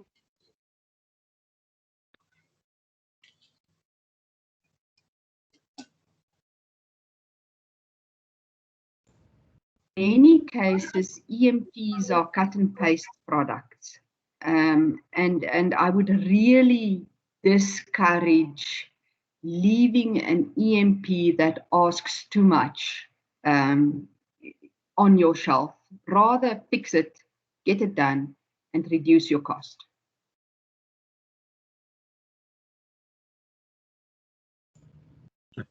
Thanks, Charlene. I think that's also a very valid point there.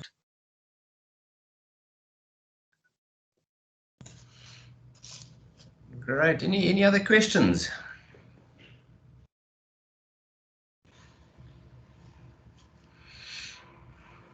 Perfect. Anthony, thanks very much for that again. I'm just double checking. I haven't seen Barry Pierce come online yet either.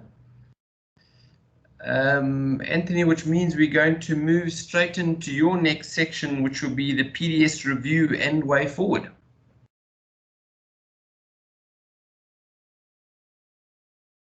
Jeremy, if I may. Yes, Annika, please.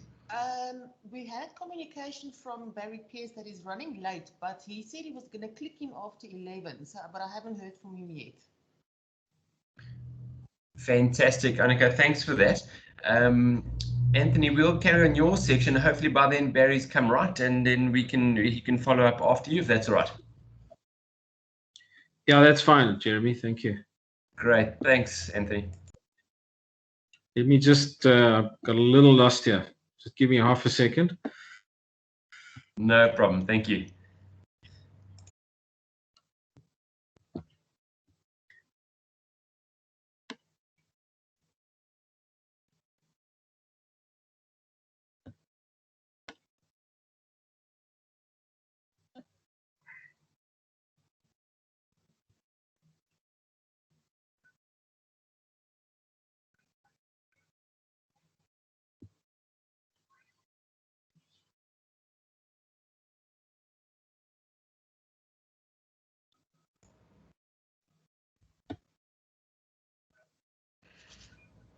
Great, guys. While we're just waiting for Anthony just to get sorted out there, just obviously one of our last topics will be general discussion. If there's anything that you guys can think of, just jot them down so we can ask and discuss them at our last point on our agenda for today.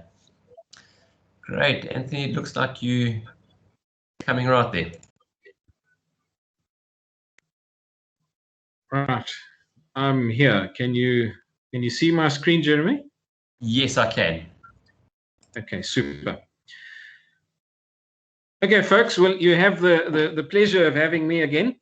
So thank you for your patience. PDS and traffic management. Sorry, this is the Mpumalanga one. I got the wrong one there, but it's exactly the same one. We recently had a meeting with the Minerals Council. It was, I think, a number of you attended. And what was interesting there is, if you have a look at the top right-hand little pie graph there, is that transportation and mining, which is TMM, is still one of your highest causes of fatalities. And what was interesting, I attended an international congress the other day. Exactly the same things are happening on a worldwide basis. TMM happens to be one of your top killers worldwide. It comes through again in the injuries. So, you know, TMMs and machinery make up a big portion of injuries and fatalities on site. So we go to PDS. for those of you who are not familiar with it at this stage, I would suggest that you look at it very seriously and get familiar, because it's going to become reality. There are 9 levels. At this stage of the game, I think everybody should be operating at least at level 6, if not level 7. Because if you're not there, you've got a huge amount of work to do. So PDS would cost you at this stage, and based on the 2020 costs, on a quarry with 2 ADTs, 2 loaders, 3 LDVs, and about 20 staff, to get to level 7, approximately 420,000 Rand. Installation, that's the equipment and installation. If you were to go to a level 9, it'll cost you 1.4 million. And this is last year's cost.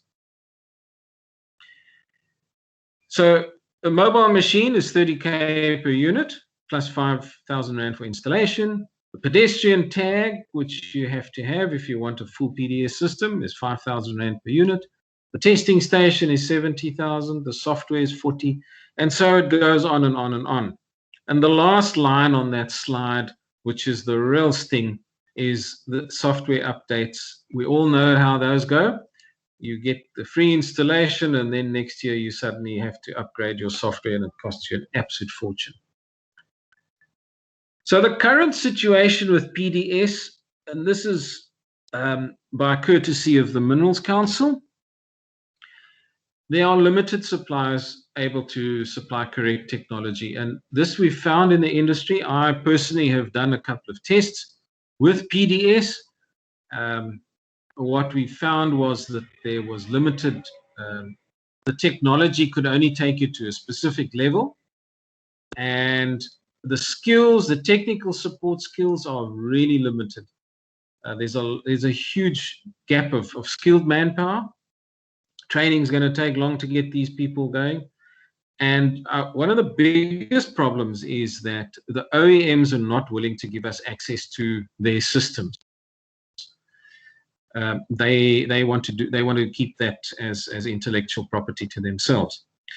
Now that then takes away your level 9 system, which is meant to control the vehicle or the machine without the operator having any say in it. So in other words, to be able to stop a machine or to switch it off.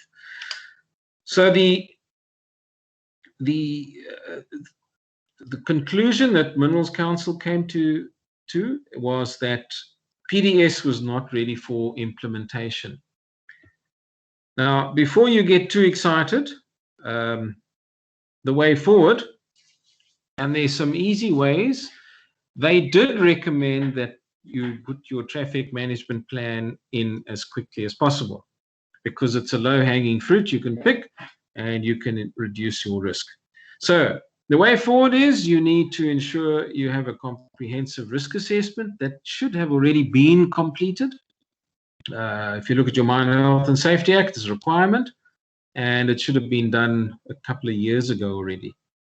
Please underline this with your people.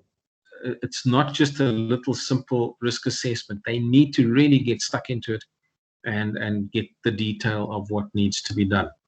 ASPASA will help them or provide a bit of guidance on that risk assessment thing. But if you don't have it in place at this current stage, the DMR is quite within their right to give you a Section 54.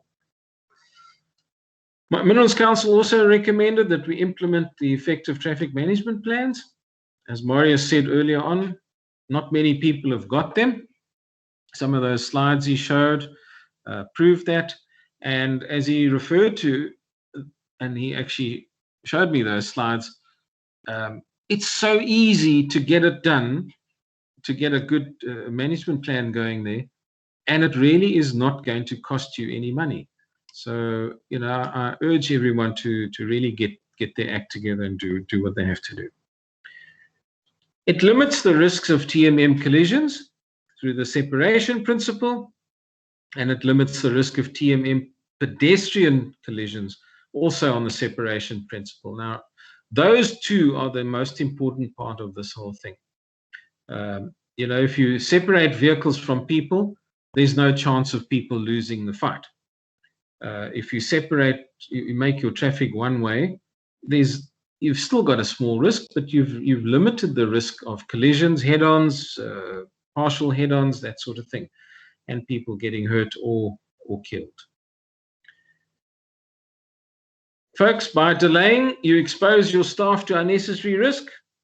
You're creating a potential for injuries or fatalities. Every single mine manager or quarry manager's nightmare is an LTI or a fatality. And then you're also exposing your operation to be closed due to non-compliance. And that, you know, at the moment, we don't need to be shut down for any reason. So the objective of traffic management is to achieve zero harm. And whoever doesn't agree with that, I think you're on the wrong forum and in the wrong job, because we really don't need people to get hurt. So traffic management, and this is from Mosh, traffic management deals with the safe movement of people and vehicles. The Act is quite clear. Mine Health and Safety Act, 810.1 and 810.1.2b. And I'm going to just stay here for a little bit of time. The employer must take reasonably practical measures, and read that carefully. It's reasonably practical measures to ensure that pedestrians are prevented from being injured as a result of collision. And then at any mine where there is significant risk of such collisions, the measures must include in the following. You can read that. And this is where your risk assessment is so important. You need to determine whether or not you have a significant risk on site or not. Now, the risk assessments that we've done, I've done a couple on just different sites. Whoever tells you they don't have a significant risk, they're either lying or they don't know what's happening on these sites. So everyone's got it. We've all had the little bumps and nicks and collisions, and even if someone wasn't hurt, that is still a risk there. So please have a look at those and be very critical of your own risk assessment to make sure that you are able to put the right things in place. Why do we do traffic management? Well, it's very obvious. This is why, to prevent this from happening. And if you look at this photograph, you can see that this vehicle that's under this big dumper entered here from the right-hand side. You can see there's a little, as the Mosh guys called it, a scallopike there. There is a separation, and we just get. I'm just having a look at this, but that is really ineffective. That little separation, if you look at the whole road behind the dumper, is not worth 5 cents for this big machine. You need to put a serious berm in between and separate your people properly. Now, this was 3 fatalities in that vehicle. It was a Toyota Condor. So, you know, this is what we deal with. And as I always say to people, there were 3 families involved that have been, you know, devastated. But don't forget the driver of that machine. My opinion, he'll never ever operate a machine in his life again, because he certainly didn't come to work to kill those folk. And this is what we're trying to prevent. So from Mosh, the notion that a specific unwanted event has not happened for any number of years of an operation is not a justification for ignoring a hazard or specific unwanted event.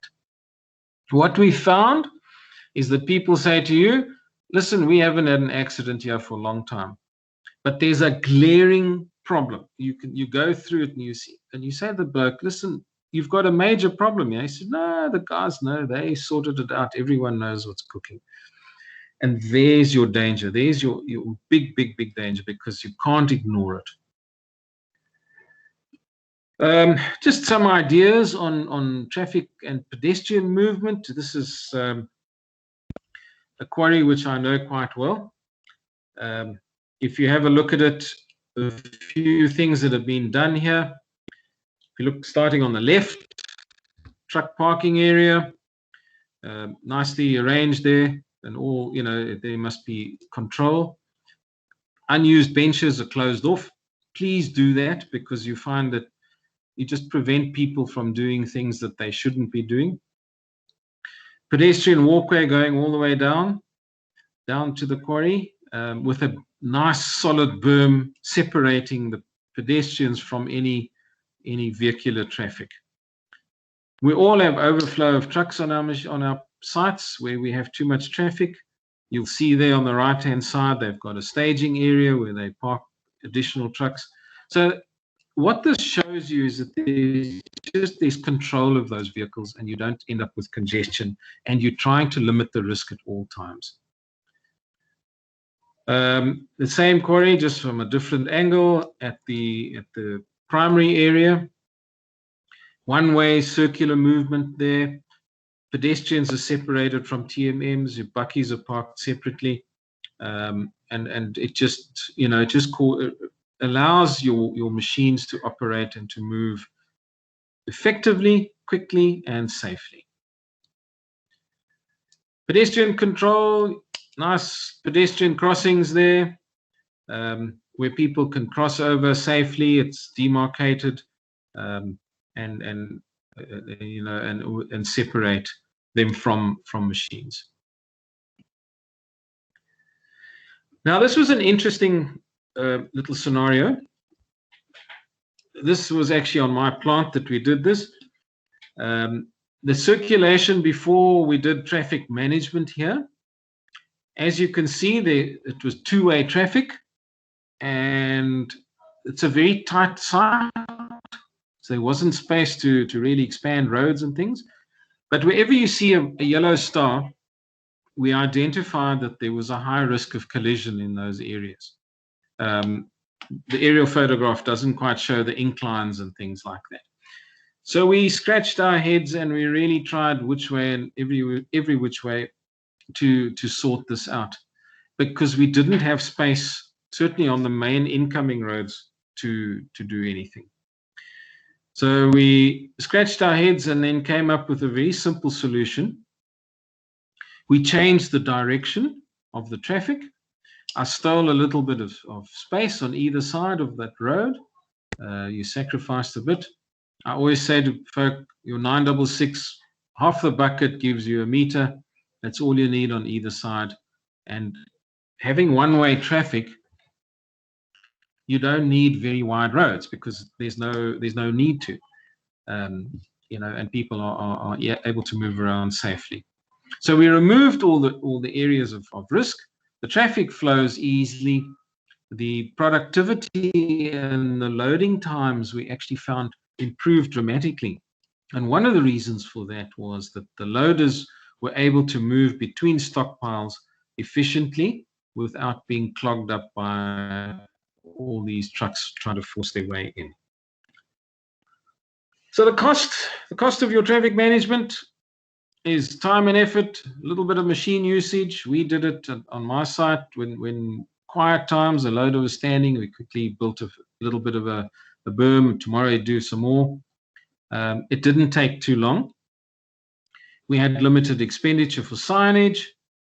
You need a lot of common sense, and you need a lot of commitment to get this thing going. And please understand, it's not something you can delegate to a supervisor or somebody else. The managers have to lead this thing properly. Otherwise, it definitely won't work. The returns we found of an effective traffic management control was a safer environment for everybody on site. We had a safe flow of TMMs and trucks. We reduced our congestion at critical points.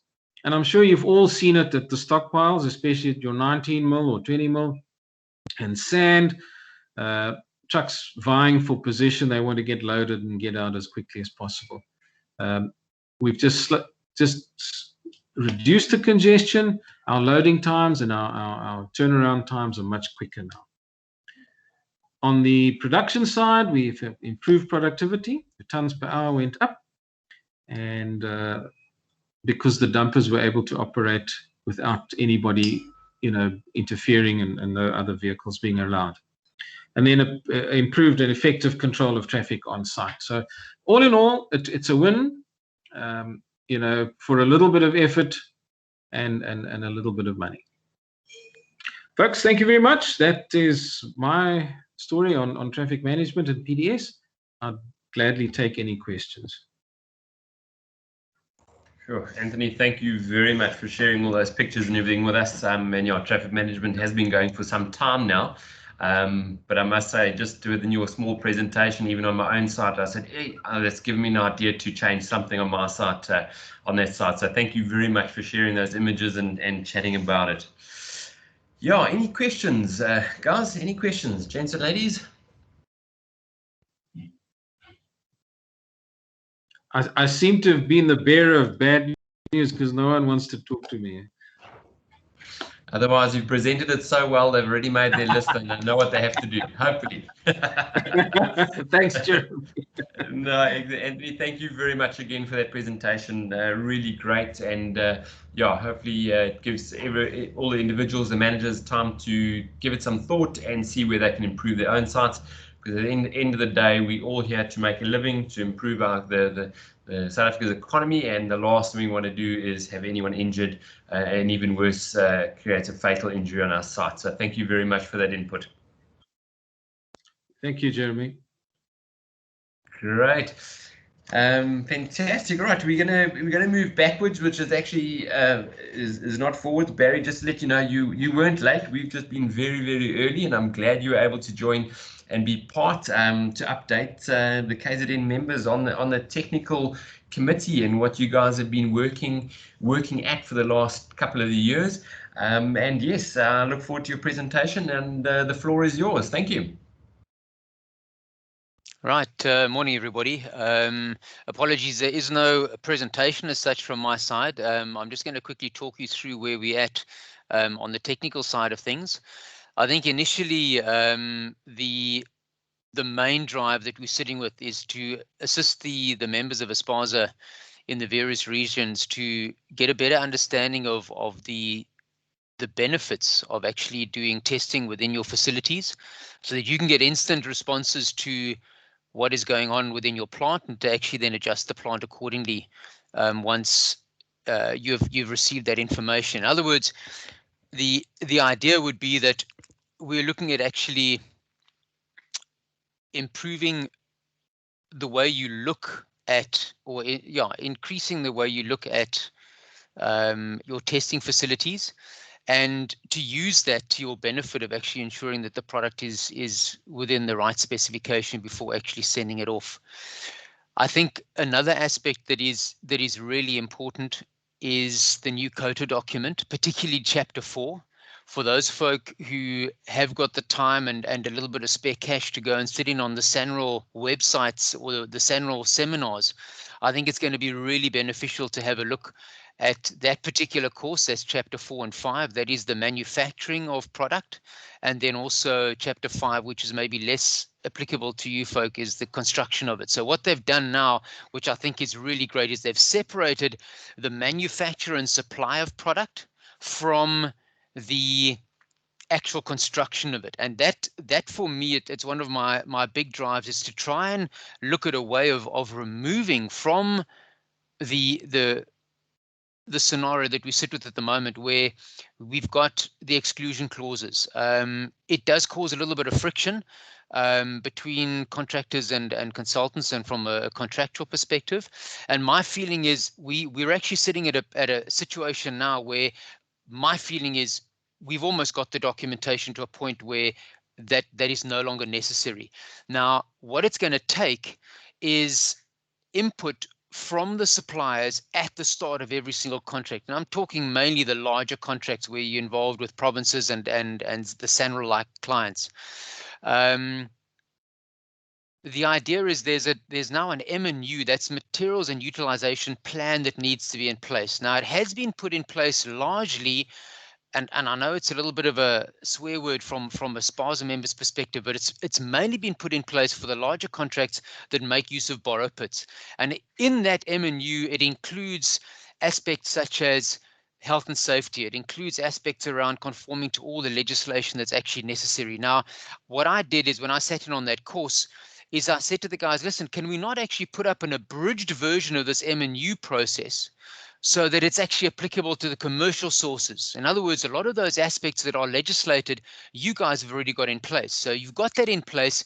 What I'd like to have added into that, well, not added in, but emphasized, is that the material is stockpiled at your site, pre-approved before it's delivered to site. If it needs to be blended on site, it gets blended and then rechecked again before it is compacted by the contractors, or there is cement or lime or any of the other processes that occur with that material, to actually draw a line in the sand to say, listen, that product is now no longer the responsibility of the supplier. It's been approved as being correct. Anything that goes wrong with that product now is as a result of an operation that's occurred by the contractor.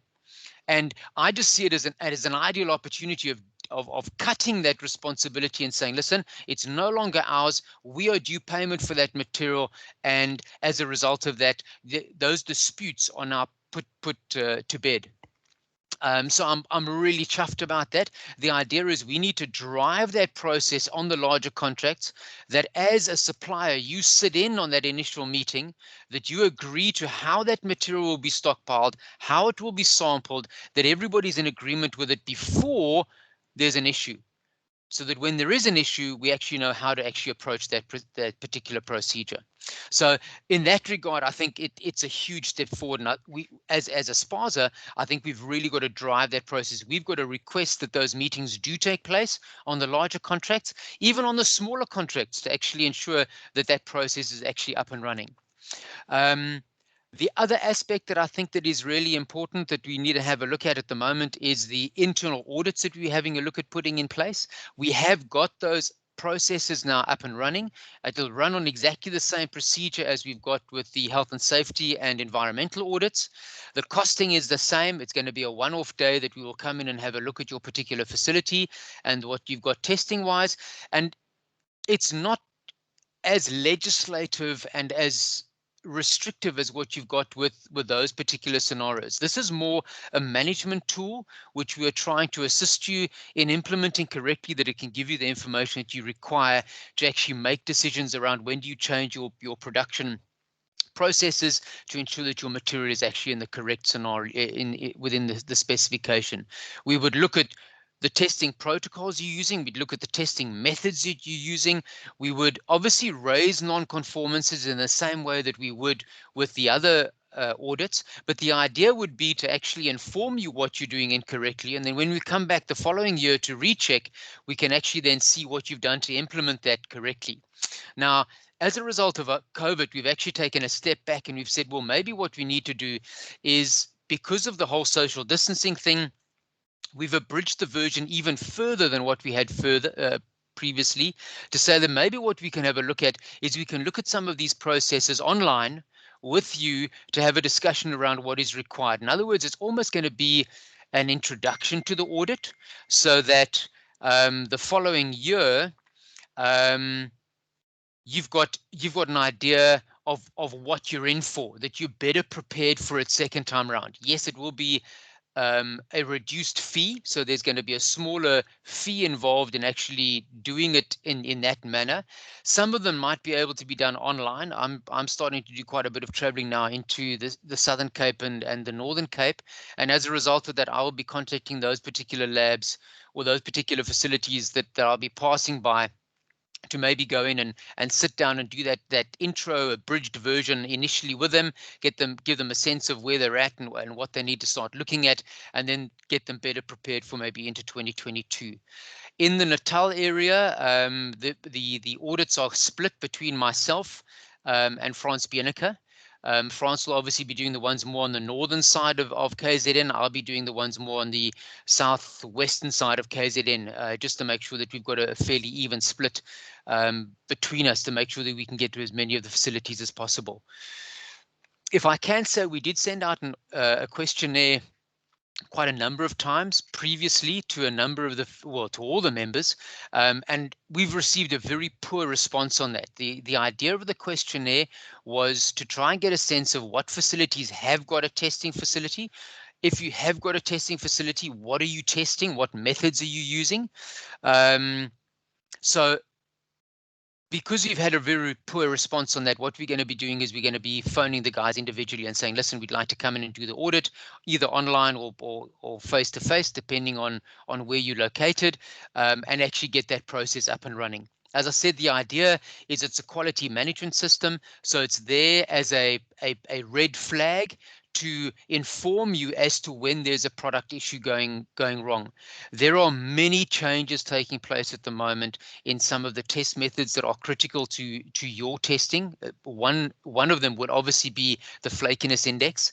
They are under review at the moment at SBS. They're going through their final revision processes, and I would imagine within the next 2 to 3 months, those revisions are going to start coming into play. And as it is quite a critical aspect of the material that you supply, both in base course and for asphalt and concrete materials, you guys need to be aware of that, and you need to actually take action to ensure that the way you are testing those products are according to the method and you're getting acceptable results out of that. And the idea of the audits is myself and France both being quite involved in the development of those test methods and the revisions of them. We will be able to inform you as to what the changes are going to be, that you can start getting yourself ready for those changes in that regard. So I think that's largely where we're at the moment. As I said, there's a big drive now to get the audits up and running, that you guys have got a sense of what's actually going on correctly within that. Part of that audit's also going to be a requirement or a request that you start looking at some form of proficiency testing within your facility, based either on the national one that is run through the NLA or some form of regional PT that is done with the ASPASA members.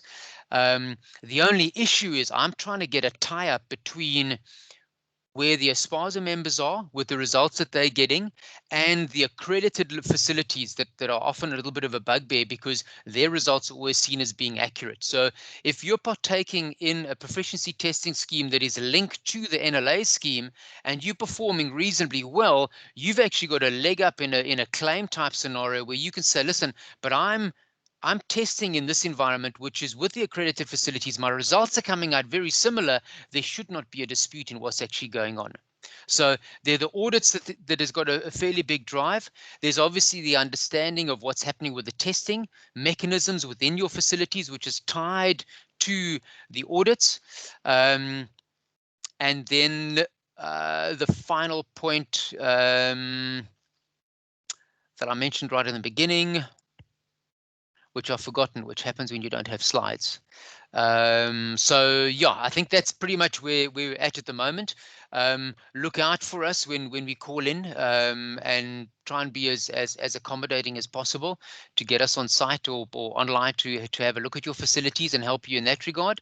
And let's drive that whole quality scenario. I think it's vitally important. Yeah, let's just come back to me. The other thing would obviously be a good understanding of what is required in Chapter 4, and then some form of abridged version of that material utilization plan on the new Colto specifications. So from my side, yes, thanks very much. If there are any questions, I'm happy to field them. Fantastic, Barry. Thank you very much for that update. It's always good to hear. Maybe I'm just going to start off with a question. I know that we had a presentation a little while ago about some online training through the various test methods and so on and so forth. Maybe you can just update us where we are with that at the moment. Yes, excellent. Thanks very much. They are not training videos per se. They are. It is a new company called BASO, BAHSO, BASO Productions. You can find them online. There is a website that they have, so that we can actually put into the minutes of this particular meeting and circulate it. So I'd advise you to go and have a look there. The aggregate test methods, wash grading, flakiness, ALD, ACV and 10% fact, those are already available for subscription. So yes, you can subscribe to those and you can actually then have your test your testers view those videos. That is basically a straight subscription where you can see what's going on with regards to test methods, and you have them at your access then on a perpetual basis online. You can also do it as a training, and that would be in consultation or a partnership with Sabita, where they would then provide a certain amount of additional input off a platform. At a later stage, what we are hoping to have is an entire training platform where the videos are available. There will be a training provider, which in this case, in most cases, would be through Sabita, and there would be a question and answer platform where the guys can actually interact with the presenter outside of the normal course time. And then at some point, obviously, somebody would need to come out to your particular facility, have a look at what the person can physically do, and make sure that they are what is referred to as being competency ready. And then the final step in that process of getting a competency certificate would be to then register through the NLA, the National Laboratory Association, to get a sense, or to get the guy witnessed by an independent assessor to make sure that that guy is competent for the test methods that they actually conduct within your particular facility. So it's a continuum to ensure that the guys that you are using on your facilities are deemed competent. That's the final goal. But the initial one, which is the question, is, are those videos available? Yes, they are. They're available through ASPASA Productions. And at the moment, the aggregate methods are available. The next ones that are coming out are going to be the concrete. That would be more on the old ready mix supplier individuals or members, and then the granular ones will be coming out after that, which is what you're obviously going to be looking at as well, the wash grading, and then obviously also the dry grading, and then the moisture determination, which I think are the main ones that you guys would be interested in. So yes, thanks for the query. That I think gives you an idea of where we are with the videos. Fantastic, Barry. Thank you very much for that feedback. Gents, ladies, any questions for Barry? Yes, Vernon. Yeah, just a question, Barry. I know you share this information on this platform, but in our case, we do have a whole technical department, and none of our technical managers actually get attend these meetings and stuff. So have you I know you said you're going to start contacting companies individually. So maybe what you should do is maybe if we have some type of presentation or get one together for Nico to share, then from my side, I can share with my technical manager, and they will, and then they can take it from there. Werner, thanks very much for that. Obviously, this is what I see as the regional ASPASA meeting. So obviously, it's not the entire department or the entire facility that sits in on these particular meetings. So yes, we need to get this information to permeate down or to up to the correct parties. The contact people that I've got are obviously going to be the facility managers. And as a result of that, it might be that I will contact a person that's got very little or no input on this. So from the video perspective, yes, there will be a presentation that we're going to put together for the videos, so that will be taken care of in that regard. All that needs to then happen is obviously they need to be informed as to what the website is, and they can go and have a look at it at any particular point in time. With regards to the technical reports, I put out a technical report 3 times, I think it's 3 times a year. It might only be twice a year, but in that technical report, this type of information is laid out. So I would urge the folks that are in contact with to actually move that information to the correct person, that they can get a sense of what's going on, that they're not in the dark when that dissemination of information actually takes place. So I'm not quite sure how we can get around this particular scenario, but obviously the technical committee is the one that needs to get that information with regards to the audits, what's happening with Chapter 4 in Colto, and also with regards to the use of the videos. So I would leave that in the hands of the individuals that sit in on this meeting, that when you have an internal management meeting, that information is actually disseminated across to that particular individual that runs with that particular scenario. So yes, very, very important that this technical information gets to the right source. Yeah. Thanks, Vernon. Thank you. Right. Any other questions?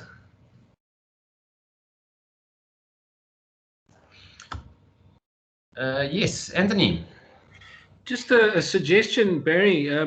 Is it maybe not a good idea we do a quick online presentation specifically aimed at the technical managers?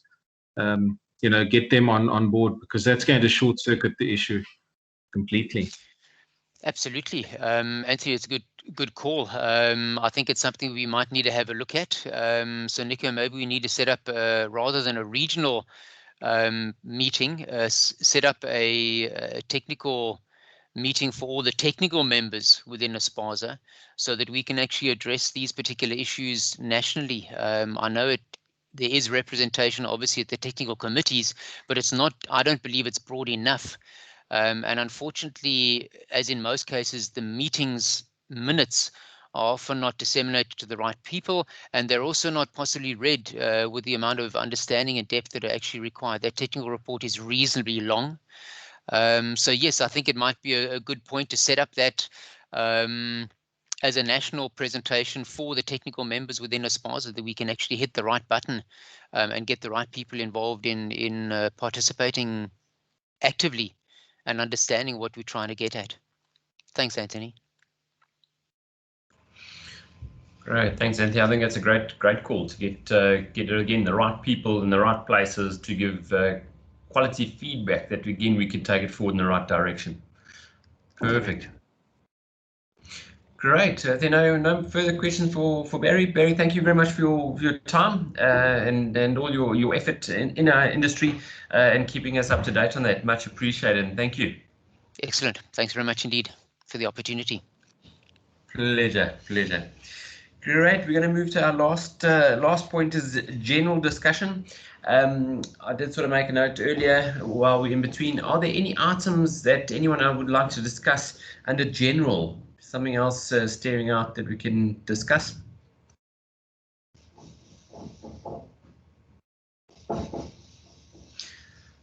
Great. I think there's been a lot of really good, useful information come through from all the speakers from today. A lot of items that trigger concerns on our own sites and that we need to be aware of in going forward. Just from our side again, guys, thank you very much to all the speakers. Take the time out your schedules to impart some knowledge onto us and where, what, and how we can better our own operations. Just from my side, thank you very much for that. Nico, any last words from your side? Thanks, Jeremy, and thanks to everybody that connected. We'll take that technical thing forward. We'll put up a little meeting. We'll ask the people to focus on the technical people. And I think, thanks, it was a great day. And yeah, we've shared a whole lot of very important information. Thanks for everybody who was involved. Thank you. Great, thank you very much. We'll call the meeting closed, and guys, thank you very much for everyone who attended and gave comments on it. Thank you very much, and have a good day. Bye-bye. Thanks, Jeremy. Cheers, Jeremy. Bye, Nico. Thank you. Bye. Cheers. Bye, Thanks, guys. everybody. Thank you. Bye.